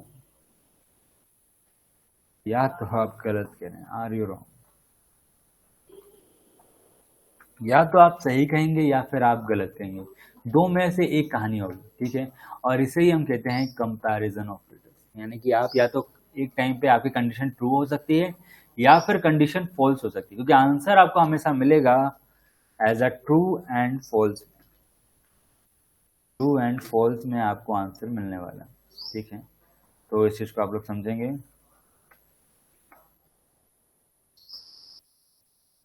चलो हम लोग आगे चलते हैं। या ये भी नहीं है, या तो ये कह रहा है हाँ मैं सही हूँ, आर यू राइट। सच में num 1 के बराबर 52 है। ठीक है, अगर मैं 51 कर देता हूँ, क्या num 1 में 51 है? आर यू रॉन्ग, ऐसा कुछ भी नहीं। ठीक है, तो समझते हैं हम लोग इस चीज को कि एक्चुअली में कंपैरिजन ऑपरेटर करता क्या है। ठीक है, तो कंपैरिजन ऑपरेटर में सबसे पहले आप इफ एल्स को थोड़ा सा समझ लेंगे, क्योंकि बिना इफ एल्स के इसका यूज करना थोड़ा सा मुश्किल होगा। तो मैंने इफ एल्स का यूज किया है। इफ एल्स में दो कंडीशन हैं, एक तो इफ है और एक एल्स है। अगर कंडीशन ट्रू होगी, यानी कि अगर मेरे को आंसर मिलता है ट्रू, तो ये चलेगा। और अगर कंडीशन मुझे मिलती है फॉल्स, तो ये चलेगा। इफ और एल्स का सिर्फ इतना ही मतलब होता है, अगर कंडीशन ट्रू होगी तो ये चलेगा, और अगर कंडीशन फॉल्स होगी तो फिर ये चलेगा। तो फिलहाल के लिए इफ एल्स पे हम लोग ज़्यादा ध्यान नहीं देंगे, और हम लोग ध्यान देंगे अपने कंपैरिजन ऑपरेटर, क्योंकि इफ एल्स को तो हम ध्यान से अभी बाद में ही पढ़ेंगे। ठीक है, बट फिलहाल के लिए आप इतना तो समझ चुके हैं कि अगर ट्रू होगा तो ये चलेगा, और अगर फॉल्स हुआ तो ये चलेगा। ठीक है, अब बस इतना ही काम है, और अब हम समझेंगे बस यहाँ पर। ठीक है, तो मैंने सबसे पहले जो यूज़ किया है, इसका काम होता है, ठीक है, कंपैरिजन ऑपरेटर, और ये करता है, कंपेयर करता है कि क्या बिल्कुल वैल्यू मैच हो रही है, यानी कि ये वैल्यू को मैच करता है। क्या करता है? ये वैल्यू को मैच करता है। अगर value as it is match हो रही होगी तो ये कंडीशन में ट्रू कहेगा, वरना ये फॉल्स कहेगा। तो अब जब मैं 52 लिखता हूँ तो वैल्यू एक्चुअली में मैच हो रही है। 52 एक्चुअल में num 1 में रखी हुई है, यानी कि वैल्यू दोनों की मैच हो रही है। जब दोनों की वैल्यू मैच होगी, यानी 52 बराबर से 52, तो क्या हो जाएगा? ट्रू हो जाएगा, और आंसर आ जाएगा आर यू राइट। ठीक है, आंसर क्या आ जाएगा? आर यू राइट, क्योंकि आपने बिल्कुल सही बताया। यानी कि यहाँ पर एक तरीके से देखा जाए तो हम गेस कर रहे हैं कि क्या चीजें सही हैं और क्या चीजें गलत हैं। ठीक है, तो मैंने कहा कि हाँ ठीक है। अब इसी तरीके से मैं लिख देता हूं 51, ठीक है। अभी क्या हो जाएगा, आर यू रॉन्ग, ठीक है। बट मैं अगर लगा देता हूं, ठीक है, अब मैं यहां पर लगा देता हूं, इसका मतलब होता है नॉट इजिकल टू। इसका मतलब क्या हो जाता है, नॉट इजिकल टू, यानी कि वैल्यू मैच नहीं होना चाहिए, वैल्यू मैच नहीं होना चाहिए। मैं हिंदी में लिख दूंगा,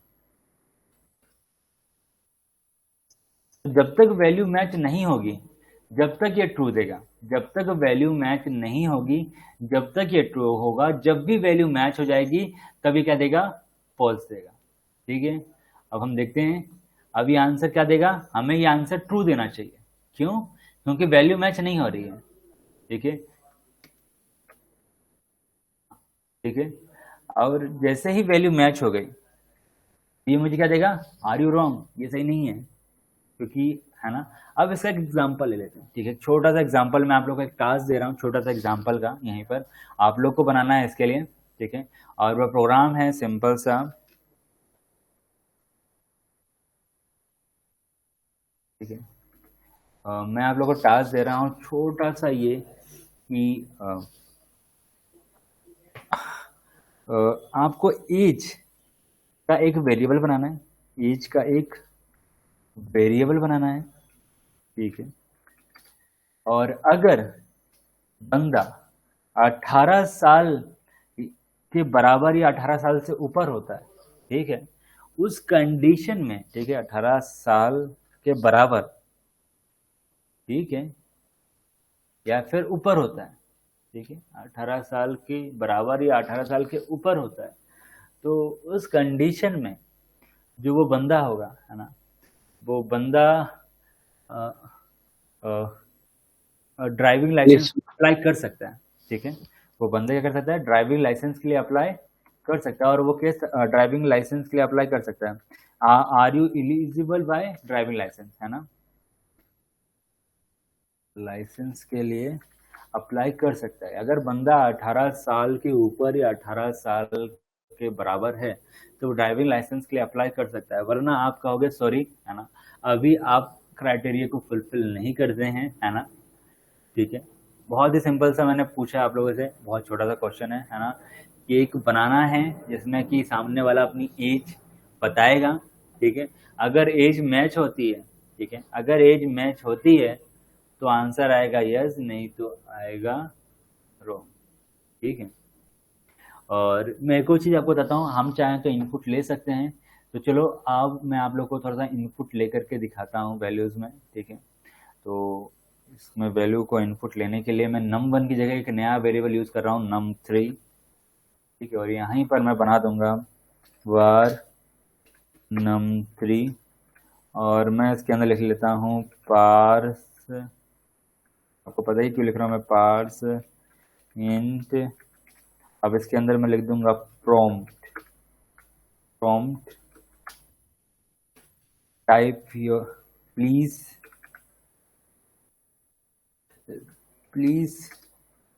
टाइप योर नेम, ठीक है। अब जैसे ही मैं करता हूं आप लोगों को समझ में आ जाएगा, ठीक है। अभी मैं से पूछा प्लीज टाइप योर नेम, अच्छा मैंने नेम लिखा है, मेरे को नंबर लिखना था वैसे, नंबर आ गया, प्लीज टाइप योर नंबर, या फिर, है ना, तो मैं कहता हूं नंबर है 11, ठीक है। और 11 क्या मैच हो रहा है 52 से, नहीं हो रहा है, तो ये आंसर देगा ट्रू, क्योंकि मैच नहीं होना चाहिए, यस राइट, है ना। फिर से मैं रिफ्रेश करता हूं, मैंने कहा 52 मैच हो रहा है, तो आप मुझे आंसर क्या देना चाहिए, रॉन्ग, आर यू रॉन्ग, ठीक है। तो आपने देखा कि मैं कैसे एक इनपुट भी ले सकता हूं प्रॉम्प्ट की मदद से। प्रॉम्प्ट एक्चुअली में देखा जाए तो एक पॉपअप विंडो की मदद से आएगा और आपसे आपका इनपुट मांगेगा और आपके इनपुट को ला करके यहाँ पर क्या करेगा, कंपेयर करेगा। तो आप लोगों ने कई तरीके अभी तक तो देख लिए हैं कैसे कैसे आप लोग इनपुट दे सकते हो। आप चाहो तो फॉर्म की मदद से भी दे सकते हो, आप चाहो तो ऐसे भी दे सकते हो, बहुत सारे तरीके हैं, लेकिन सारे तरीके को समझने में और सीखने में थोड़ा टाइम जाएगा। जो जितनी ज़्यादा प्रैक्टिस करेगा वो इतना अच्छा करेगा और जो प्रैक्टिस बिल्कुल नहीं करेगा वो ऑटोमेटिकली ही कुछ भी समझ नहीं पाएगा जल्दी।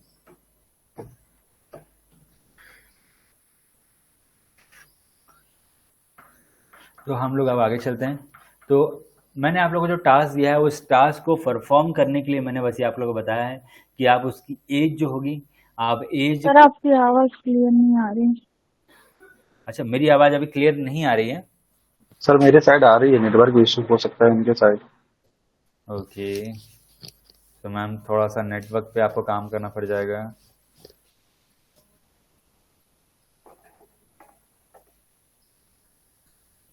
अब 5 मिनट से कॉल करता हूँ।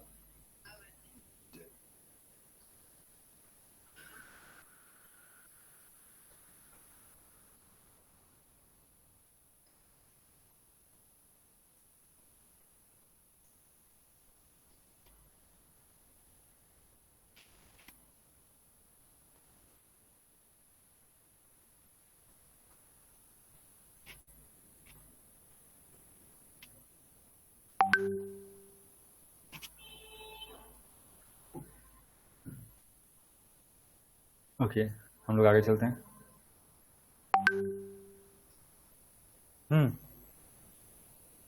हेलो।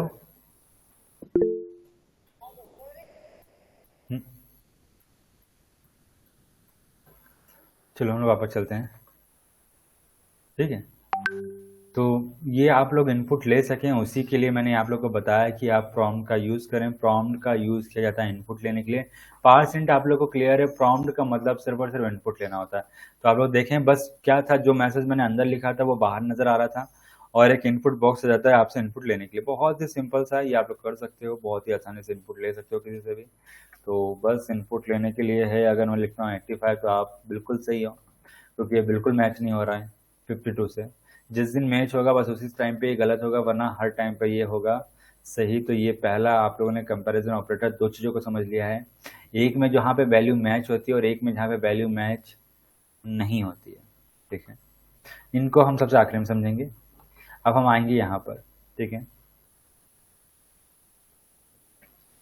तो आप लोग को आवाज़ क्लियर आ रही है और यहाँ तक समझ में आ गया? एक बार मैं सबको इससे सुनना चाहूँगा कि यहाँ तक आप लोग को समझ में आ गया।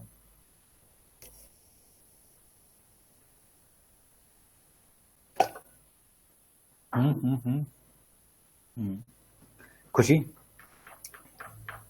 यहाँ तक आप लोग को समझ में आ गया? मैं मानता हूँ, ये समझना चाहता हूँ। नहीं तो आप लोग क्वेश्चन पूछना है और यहीं पे रुक जाना है, लेकिन ज़्यादा देने।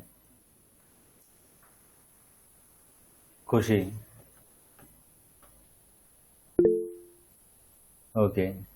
भावना मैम, सर मेरा एक डाउट है, जो नॉट इक्वल टू है उसमें जब तक 52 से छोटा होगा तब तक वो बताएगा, नहीं अगर बस बड़ी वैल्यू। नहीं नहीं नहीं, इसका मतलब है 52 को छोड़ करके सब सही है, सिर्फ 52 उसके लिए गलत है।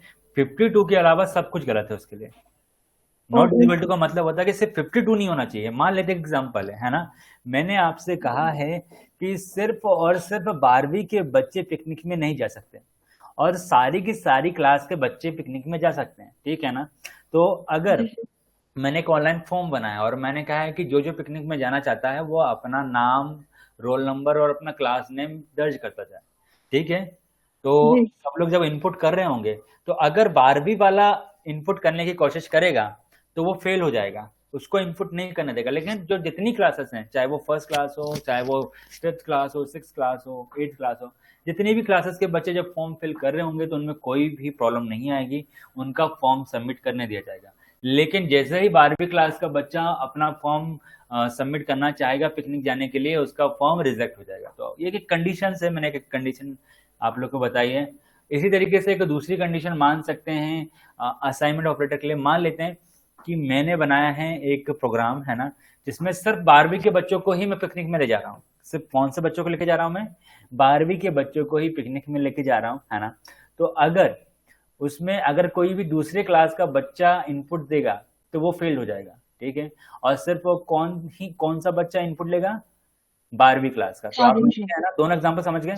असाइनमेंट ऑपरेटर, जब आपको सिर्फ 12वीं के बच्चों को लेके जाना हो तो सिर्फ आप वैल्यू मैच करेंगे, है ना। और जब आपको सिर्फ 12वीं के बच्चों को नहीं लेकर के जाना है तब आप वैल्यू को मैच नहीं करेंगे। क्लियर है? Yes sir. अब हम लोग आगे चलते हैं और अब हम समझेंगे कंपैरिजन ऑपरेटर्स। अब कंपैरिजन ऑपरेटर्स के आगे जो दो और साइन लगे हुए हैं उनको भी समझ लेते हैं। तो मैं यहाँ पर अब हटा देता हूँ और मैं कहता हूँ कि अगर, जिसका मतलब यह हुआ, अगर वैल्यू 52 से बड़ी हो, अगर वैल्यू 52 से बड़ी हो या फिर लार्ज हो, ठीक है, 52 से, तो कहना ये सही है, अगर छोटी हो तो गलत है। ठीक है, हम लोग इनपुट तो ले ही रहे हैं, वापस आ जाते हैं। ठीक है, तो सेव करते हैं और सेव करते ही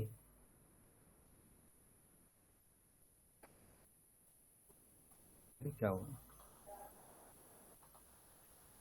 और जैसे मैंने सेव किया यहाँ आ चुका है। ठीक है, अब ये मेरे से वैल्यू मांग रहा है। अगर मैं इसको बोलता हूँ 105, ठीक है, तो ये आंसर मुझे क्या देगा?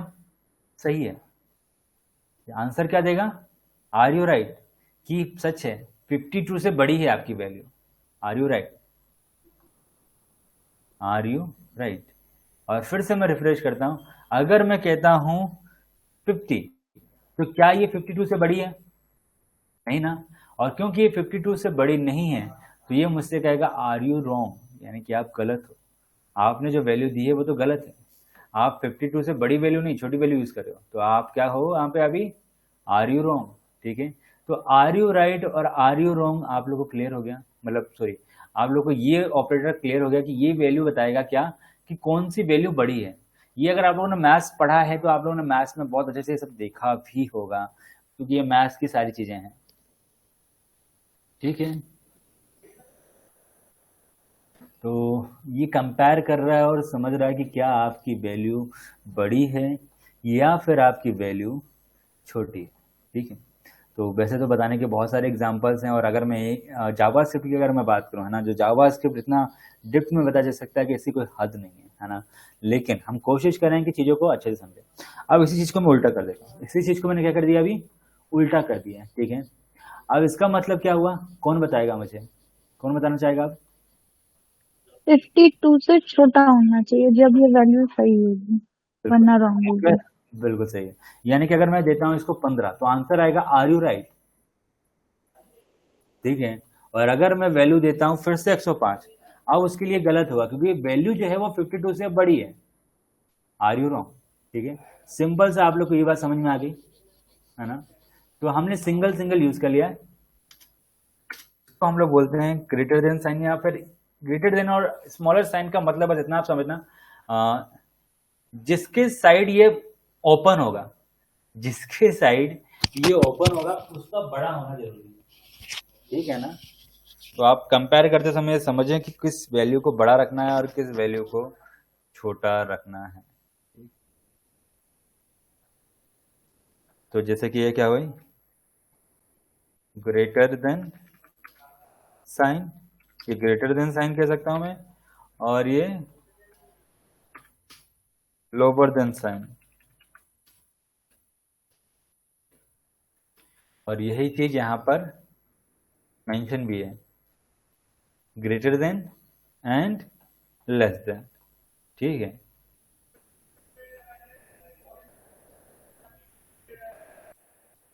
अब हम लोग चलते हैं वापस कुछ और नई वैल्यू की ओर। अब इनको नीचे ले आते हैं हम लोग। सर इसमें एक और क्वेश्चन था, जो 3 टाइम सर ये साइन वैल्यू दिया है तो उसका क्या हाँ, यूज होगा? आएगा आएगा आएगा, अब इसी की बारी है, बिल्कुल बिल्कुल आएगा। अब हमने इनको नीचे रख लिया है, और ठीक इनके अंदर भी एक एक वैल्यू बढ़ा देते हैं। ठीक है, अब नोटिस करना, बस एक ही चीज नई हुई है इनमें, इनमें एक एक असाइनमेंट ऑपरेटर बढ़ चुका है। यानी कि आप नोटिस करना, यहाँ पे बस एक एक असाइनमेंट वैल्यू मैंने और बढ़ा दी है, इसके अलावा मैंने और कुछ भी खास नहीं किया, सब कुछ वही है। अगर आप ध्यान से देखो सब कुछ वही है, बस एक एक असाइनमेंट ऑपरेटर बढ़ा दिया गया है।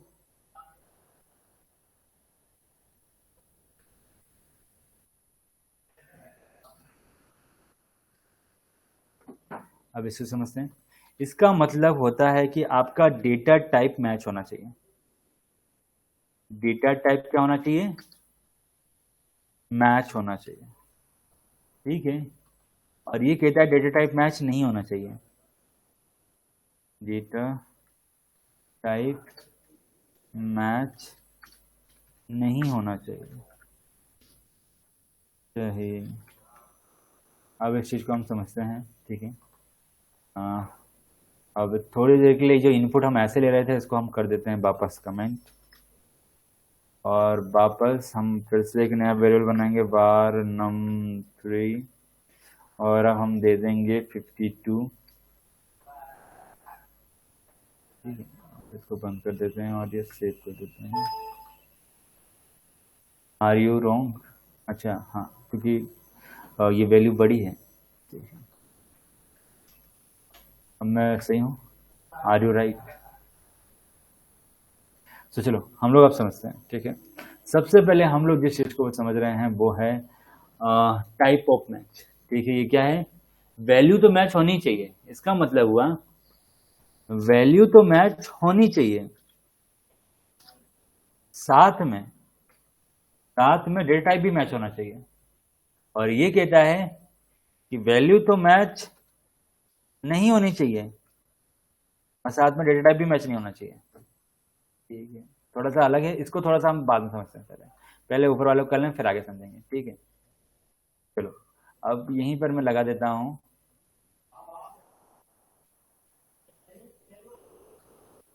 अब सबसे पहले मैंने इसको यहीं पे लगा दिया है। और अगर मैं यहाँ पर कहता हूँ 52, आंसर क्या आएगा, आर यू राइट। आंसर क्या आएगा, आर यू राइट, ठीक है। और चलो मैं क्या करता हूँ, अब आप मुझे बताओ आंसर क्या आएगा, आर यू राइट ही आएगा ना, क्योंकि दोनों की वैल्यू तो मैच हो रही है, राइट या रॉन्ग। वैल्यू क्या हो रही है, दोनों में आंसर क्या है, सेम है या नहीं है। आंसर सेम है तो आंसर क्या आएगा, आर यू राइट। बस फर्क क्या है, एक नंबर में लिखा था और एक किस में लिखा हुआ है, स्ट्रिंग में। यानी एक तो नंबर है और एक क्या है, स्ट्रिंग है, ठीक है।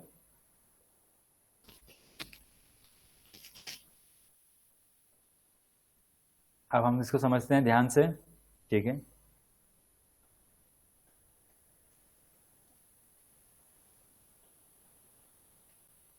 और इसको वापस समझेंगे ध्यान से, तो ध्यान से जब हम इसको समझेंगे तो इसको समझते हैं। अब ये कंडीशन गलत है एक तरीके से देखा जाए तो, क्यों, क्योंकि एक्चुअली में ये कोई नंबर तो है नहीं, ठीक है। जब कोई ये नंबर नहीं है और अगर ये बिना नंबर की वैल्यू को भी अगर ये बिल्कुल सही बता रहा है तो ये तो गलत है। तो मैं यहाँ पर लगा देता हूँ क्या, ठीक है। अब ये क्या चेक करेगा, साथ में वैल्यू तो मैच करेगा, साथ में ये एक और चीज चेक करेगा कि क्या इसका टाइप ऑफ सही है या नहीं है, यानी कि क्या ये नंबर है, ठीक है। और अगर ये नंबर होगा तब ये ट्रू कहेगा, नहीं तो ये क्या कहेगा, फॉल्स कहेगा, ठीक है। तो आपने देखा कि अभी आंसर क्या देने लगा, आर यू रॉन्ग, बल्कि मैच हो रहा है, 52 ही दे रहा हूं मैं, ये भी 52 है और ये भी 52 है। लेकिन अभी आंसर में बहुत फर्क आ चुका है, क्यों, क्योंकि अभी जो दोनों का डेटा टाइप है वो डेटा टाइप अलग अलग है, ठीक है। हाँ, अगर मुझे डेटा टाइप सेम करना है तो मुझे क्या करना पड़ेगा, इसको भी ऐसे लिखना पड़ेगा। अभी डेटा टाइप क्या हो गया, दोनों का सेम हो गया है। स्ट्रिंग की पहचान क्या होती है कि ये हमेशा सिंगल कोट्स के अंदर होता है। अगर अब मैं करूंगा तो आंसर क्या आएगा, अब आंसर आएगा आर यू राइट, क्योंकि अब डेटा टाइप मैच हो रहा है, ठीक है। लेकिन अगर मैं अब इसमें से हटा देता हूं तो अब क्या होगा, फिर से गलत हो जाएगा, आर यू रॉन्ग, क्योंकि डेटा टाइप फिर मैच नहीं हो रहा है। फिर से मैं इसमें से हटा देता हूं, ठीक है। और अब वो कहेगा आर यू राइट, क्योंकि अब डेटा टाइप भी मैच हो रहा है और नंबर भी मैच हो रहा है। अब आप लोग क्लियर हुआ कि क्या होता है। सर शुभम सर बोल रहे हैं, उनको नहीं समझ आया। ओके, बस कोशिश करना आप लोग, है ना। आ, आ, अभी बोल रहे हैं सर, क्या आ गया है। आ, अच्छा ओके, है ना।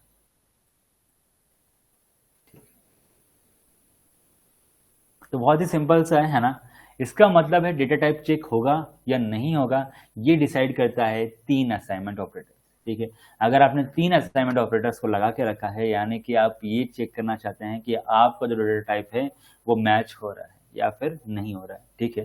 तो आपने नोटिस किया होगा कि जब मैं ऐसा कर रहा हूँ तो ये मतलब डेटा टाइप को चेक कर रहा है कि आप स्ट्रिंग में हैं या फिर आप नंबर में हैं। तो यही खास बात होती है। इसी चीज को मैं चाहूँ तो नॉट इजिकल टू में भी लगा सकता हूँ, ठीक है। अब इसमें क्या होगा, अब पहला तो ये गलती होगा, मुझे मालूम है, ठीक है। पहला तो ये क्या हो जाएगा, गलती होगा, क्योंकि बिल्कुल ये गलत है ना, क्योंकि इसमें वैल्यू मैच होनी नहीं चाहिए। इसमें क्या नहीं होनी चाहिए, वैल्यू मैच होनी नहीं चाहिए। लेकिन अगर मैं क्या करता हूँ, इसको कर देता हूँ क्या, स्ट्रिंग में, ठीक है। तो अब इस कंडीशन में ये ट्रू हो जाएगा। क्यों ट्रू हो जाएगा, क्योंकि डेटा टाइप तो मैच नहीं हो रहा ना, आर यू राइट, ठीक है। यानी कि अब ये तभी ट्रू देगा, मतलब है ना, तभी फॉल्स देगा, सॉरी, अब ये तभी फॉल्स देगा जब ये नंबर की वैल्यू हो, ठीक है। जब तक नंबर की वैल्यू नहीं होगी, जब तक आप इसमें कैसे भी दे दो, यानी कि डेटा टाइप ऑफ मैच होना चाहिए, डेटा टाइप मैच होगा तो ही ये फॉल्स देगा, वरना हर तरीके से क्या करेगा, ट्रू देगा। तो बस इतना ही डिफरेंस होता है, ठीक है। अगर वापस मैं इसको हटा देता हूँ और वापस मैं इसको अप्लाई करता हूँ तो ये वापस रॉन्ग हो जाएगा। लेकिन अगर मैं वापस इसको स्ट्रिंग में चेंज करता हूँ तो स्ट्रिंग की वैल्यू से इसको कोई प्रॉब्लम नहीं है, और ये इसको क्या कह देगा, सही है, ठीक है। इस पर भी लगा देते हैं डेटा टाइप मैच होना चाहिए, तो क्या लिखा है, बस डेटा टाइप मैच नहीं होना चाहिए, बाकी हर एक कंडीशन ट्रू है, ठीक है। अब इसका क्या मतलब हुआ, इसका मतलब हुआ कि आपने अभी ये देखा ही था। इसमें वापस हम लोग आते हैं और यहाँ पर लगा देते हैं,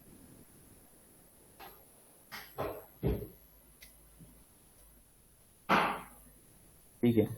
अब इसका मतलब ये हुआ कि ये वैल्यू छोटी होनी चाहिए और बराबर होनी चाहिए 52 के। इसका मतलब क्या हुआ, ये वैल्यू छोटी होनी चाहिए और बराबर होनी चाहिए 52 के, तब ये आंसर सही आएगा, ठीक है। आप लोग नोटिस करना, जब मैंने ये साइन पहले लगाया था तो ये गलत बता रहा था।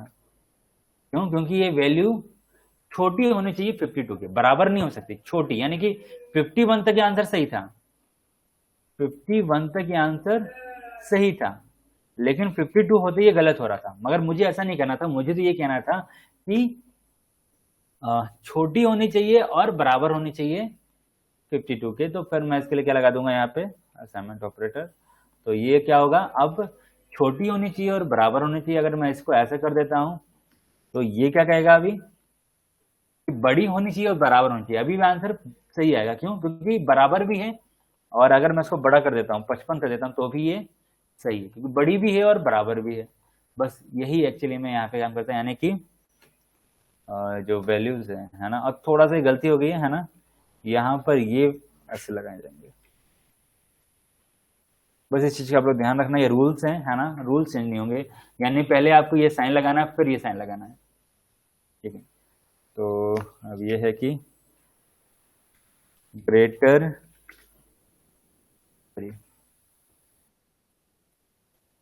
Then and equal, less than and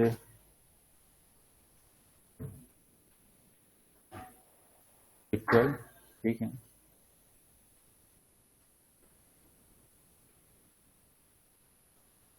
तो आप लोग को अभी अभी कंपैरिजन ऑपरेटर्स सारे कंप्लीट हो चुके हैं। अगर आप लोग कंपैरिजन ऑपरेटर समझ में आ गया है तो सभी लोग एक बार हैंड राइज करेंगे।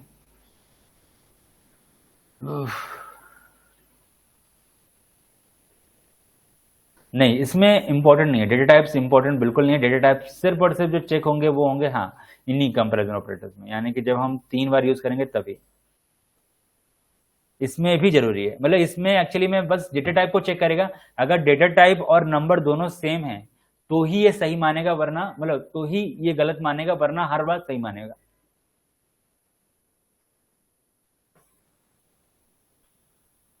सभी लोग का मैं एक बार देखना चाहूंगा कि आप लोगों को कंपैरिजन ऑपरेटर सबको समझ में आ गया है, तो एक बार सभी के हैंड राइज चाहिए होंगे,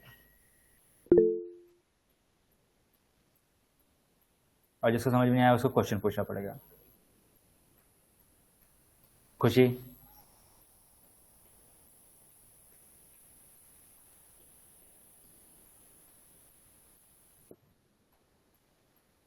ओके।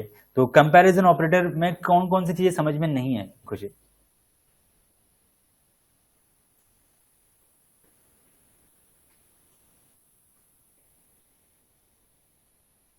बताओ।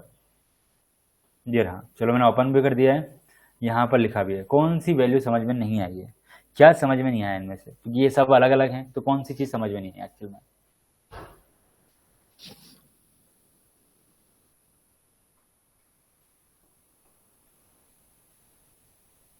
खुशी,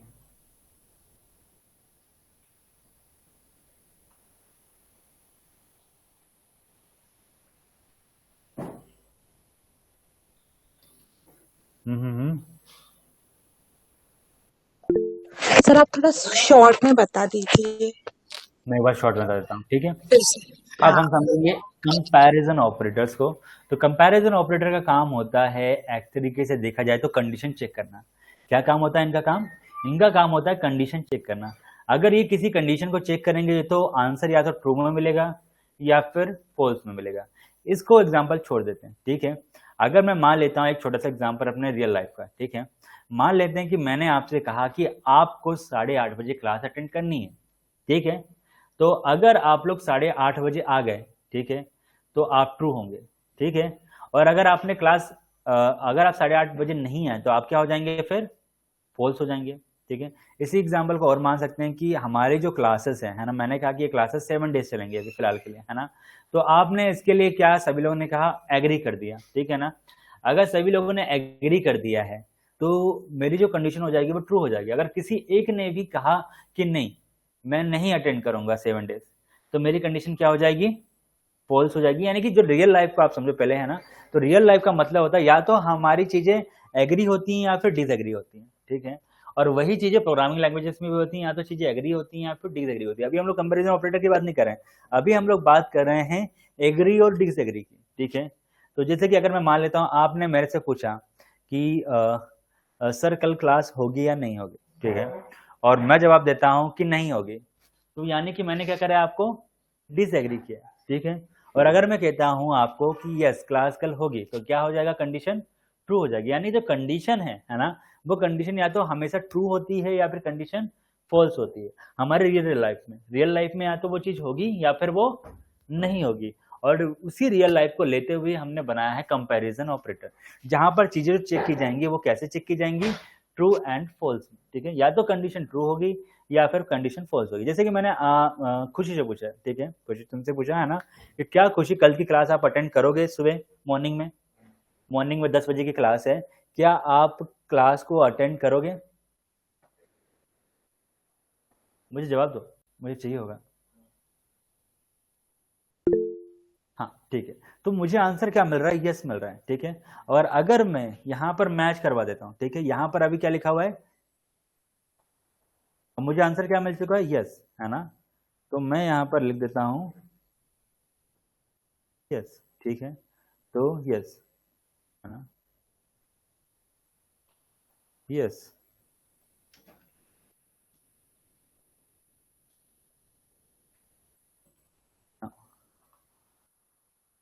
और आप नोटिस करेंगे आपको आंसर वही रियल लाइफ जैसा मिलेगा, यस। आपने यस कहा और आंसर क्या मिल रहा है, आर यू क्लास अटेंड, यानी कि आप क्लास अटेंड कर रहे हो, सिंपल सा, है ना। यानी कि जो कंडीशंस होती है वो कंडीशन काम करती है रियल लाइफ पर, या तो आप यस कहोगे या फिर आप नो कहोगे, यानी जो भी आपका आंसर होगा या तो वो कंपेयर होगा और या तो वो सही होगा या फिर वो क्या होगा, गलत होगा। अगर आपने नो कहा होता तो क्या होता, नो। अगर आपने नो कहा होता तो आंसर क्या हो जाता कि आप क्लास अटेंड नहीं करोगे, ठीक है, या कि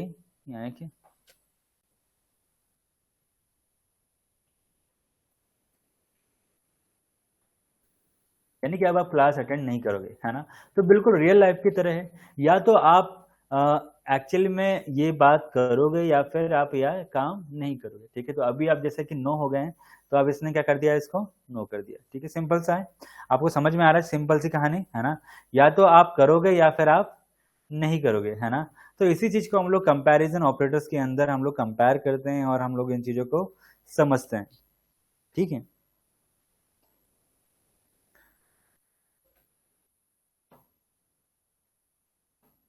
तो अब हम लोग आगे चलते हैं, अब हम चलेंगे, ठीक है। अब ये चीज़ आपको समझ में आ गई कि कंपैरिजन ऑपरेटर होता है क्या, यानी कि ये कंडीशंस पे काम करते हैं। किस पे काम करते हैं, कंडीशन पे, यानी कंडीशन या तो ट्रू हो सकती है या फिर कंडीशन फॉल्स हो सकती है, दोनों चीज कभी नहीं हो सकती, या तो आप क्लास को अटेंड करोगे या तो फिर नहीं करोगे। ये बात क्लियर हो गई है। अब हम फटाफट देखेंगे इन्हीं को शॉर्ट में, ठीक है।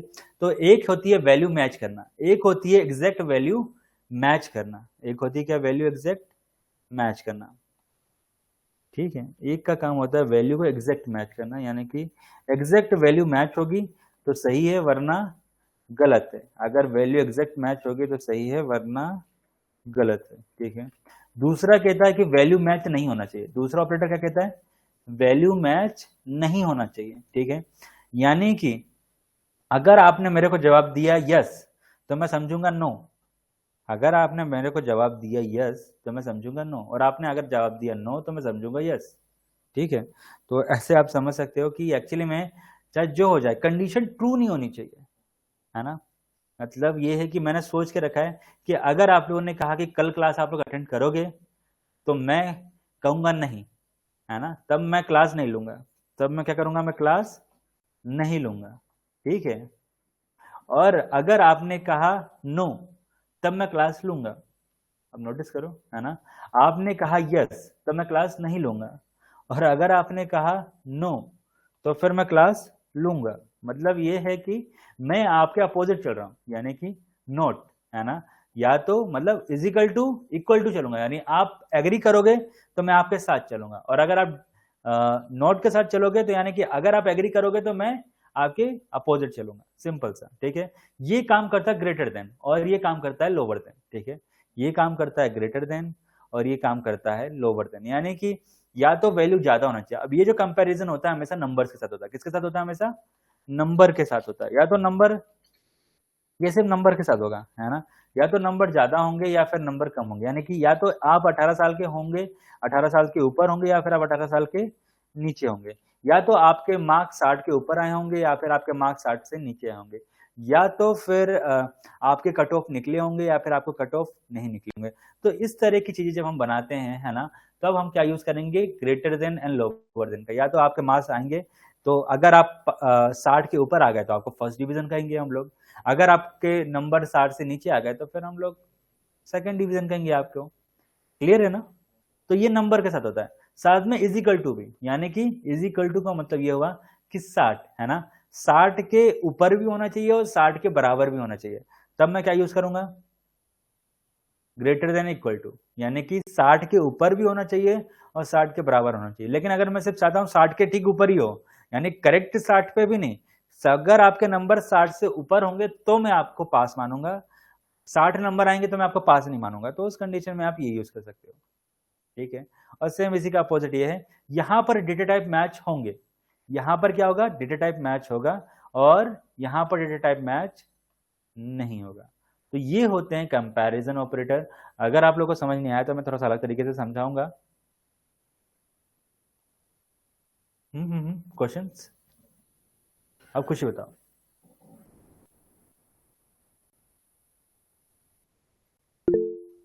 आशु, यस सर, आ गए। सभी को आ गया ना अभी तक तो, यस सुना। सर। तो ये जितनी कंडीशंस है ना, मैं आप लोग को ज़्यादा लंबा इसलिए नहीं ज़्यादा बताना चाहता हूँ अभी, है ना, क्योंकि आप लोग बिल्कुल अभी स्टार्टिंग में है ना, आप लोग जावा स्क्रिप्ट के स्टार्टिंग में है, और अगर बहुत ज़्यादा चीज़ें हो जाएंगी तो हो सकता है शायद से आपको लिख करना मुश्किल हो। मैं चाहता हूँ बताना, है ना, मेरे लिए तो ज़्यादा फायदा है कि जितनी जल्दी मैं चीज़ों को बता सकूँ, ठीक है। आज हम लोग कितनी चीज़ समझ सकें, हम लोग समझ सके हैं सिर्फ और सिर्फ 3 चीज़ें, मतलब सिर्फ अर्थमेटिक, असाइनमेंट और कंपैरिजन। अब आगे हम लोग देखेंगे बिटवाइज ऑपरेटर, लॉजिकल ऑपरेटर और टर्नरी ऑपरेटर्स, है ना। तो ये जो है अब हम लोग नेक्स्ट क्लास में देखेंगे, ठीक है, कि क्या होते हैं बिटवाइज ऑपरेटर, लॉजिकल ऑपरेटर्स क्या होते हैं और कंडीशनल ऑपरेटर्स क्या होते हैं। लेकिन आपको मैं अब दूंगा कुछ क्वेश्चंस, ठीक है, आपको मैं कुछ क्वेश्चंस दे रहा हूं अभी इसी समय, ठीक है, जो आपको करने ही होंगे, और इन क्वेश्चंस के बिहाफ में मैं दूंगा सभी को टास्क, ठीक है। तो मैं आप लोग को लिए दे रहा हूँ क्वेश्चंस,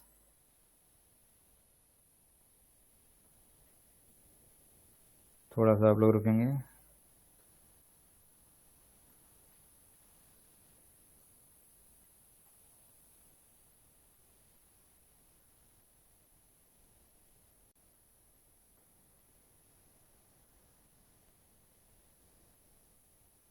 अब मैंने कुछ क्वेश्चन सेंड करे हैं, है ना, आपके बैच में। अब आप लोग मुझे बताओ कि ये क्वेश्चंस में आपको क्या समझ में आ रहा है और क्या समझ में नहीं आ रहा है। ठीक है, पहला नंबर है कि पहला क्वेश्चन ये कह रहा है कि आपको करना ये है कि कोई यूज़र है ना, कोई यूज़र है जो कि इनपुट दे सके 0 से लेकर के 100 के बीच में। ठीक है, अगर नंबर 0 से लेकर के 100 के बीच में हो तो आंसर आएगा कि आप सही हो। ठीक है, और अगर नंबर 100 के ऊपर या फिर 100 से नीचे हो तो आंसर आएगा आउट ऑफ रेंज। ठीक है, आप इन रेंज में हो या फिर आप क्या है, आउट ऑफ रेंज में हो। ठीक है, क्लियर है। दूसरा क्वेश्चन कहता है कि ओके चलो, लूप तो अभी तक आपने देखा नहीं है, लूप ये दूसरा तीसरा क्वेश्चन छोड़ दें आप लोग, ये तो सारे क्वेश्चन लूप्स के मैंने ले लिए लगता है गलती से। 2 मिनट, अभी सब क्वेश्चन को छोड़ ही दो, ये आप लोग के लिए मुश्किल है, इजी वाला देता हूँ। ये तो पूरे लूप के आंसर निकल गए।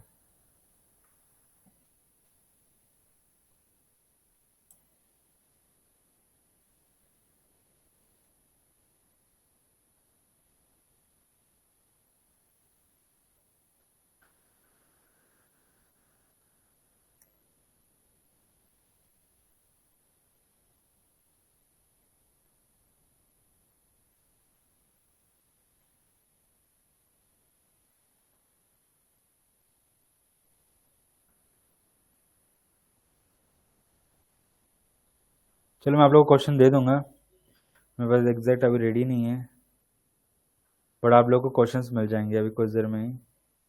ठीक है, तो वो क्वेश्चंस आप लोग को करने हैं, क्योंकि जितने क्वेश्चंस आप जावा स्क्रिप्ट में करोगे उतने ज़्यादा आप लोग को अंडरस्टैंडिंग बढ़ेगी। और अगर आपने एक भी क्वेश्चन नहीं कर पा रहे हो, अगर उनमें से एक भी क्वेश्चन आप नहीं कर पा रहे हो, तो आप समझ जाओ कि आपके पास अभी जावा स्क्रिप्ट नहीं कर पा रहे हो आप, है ना।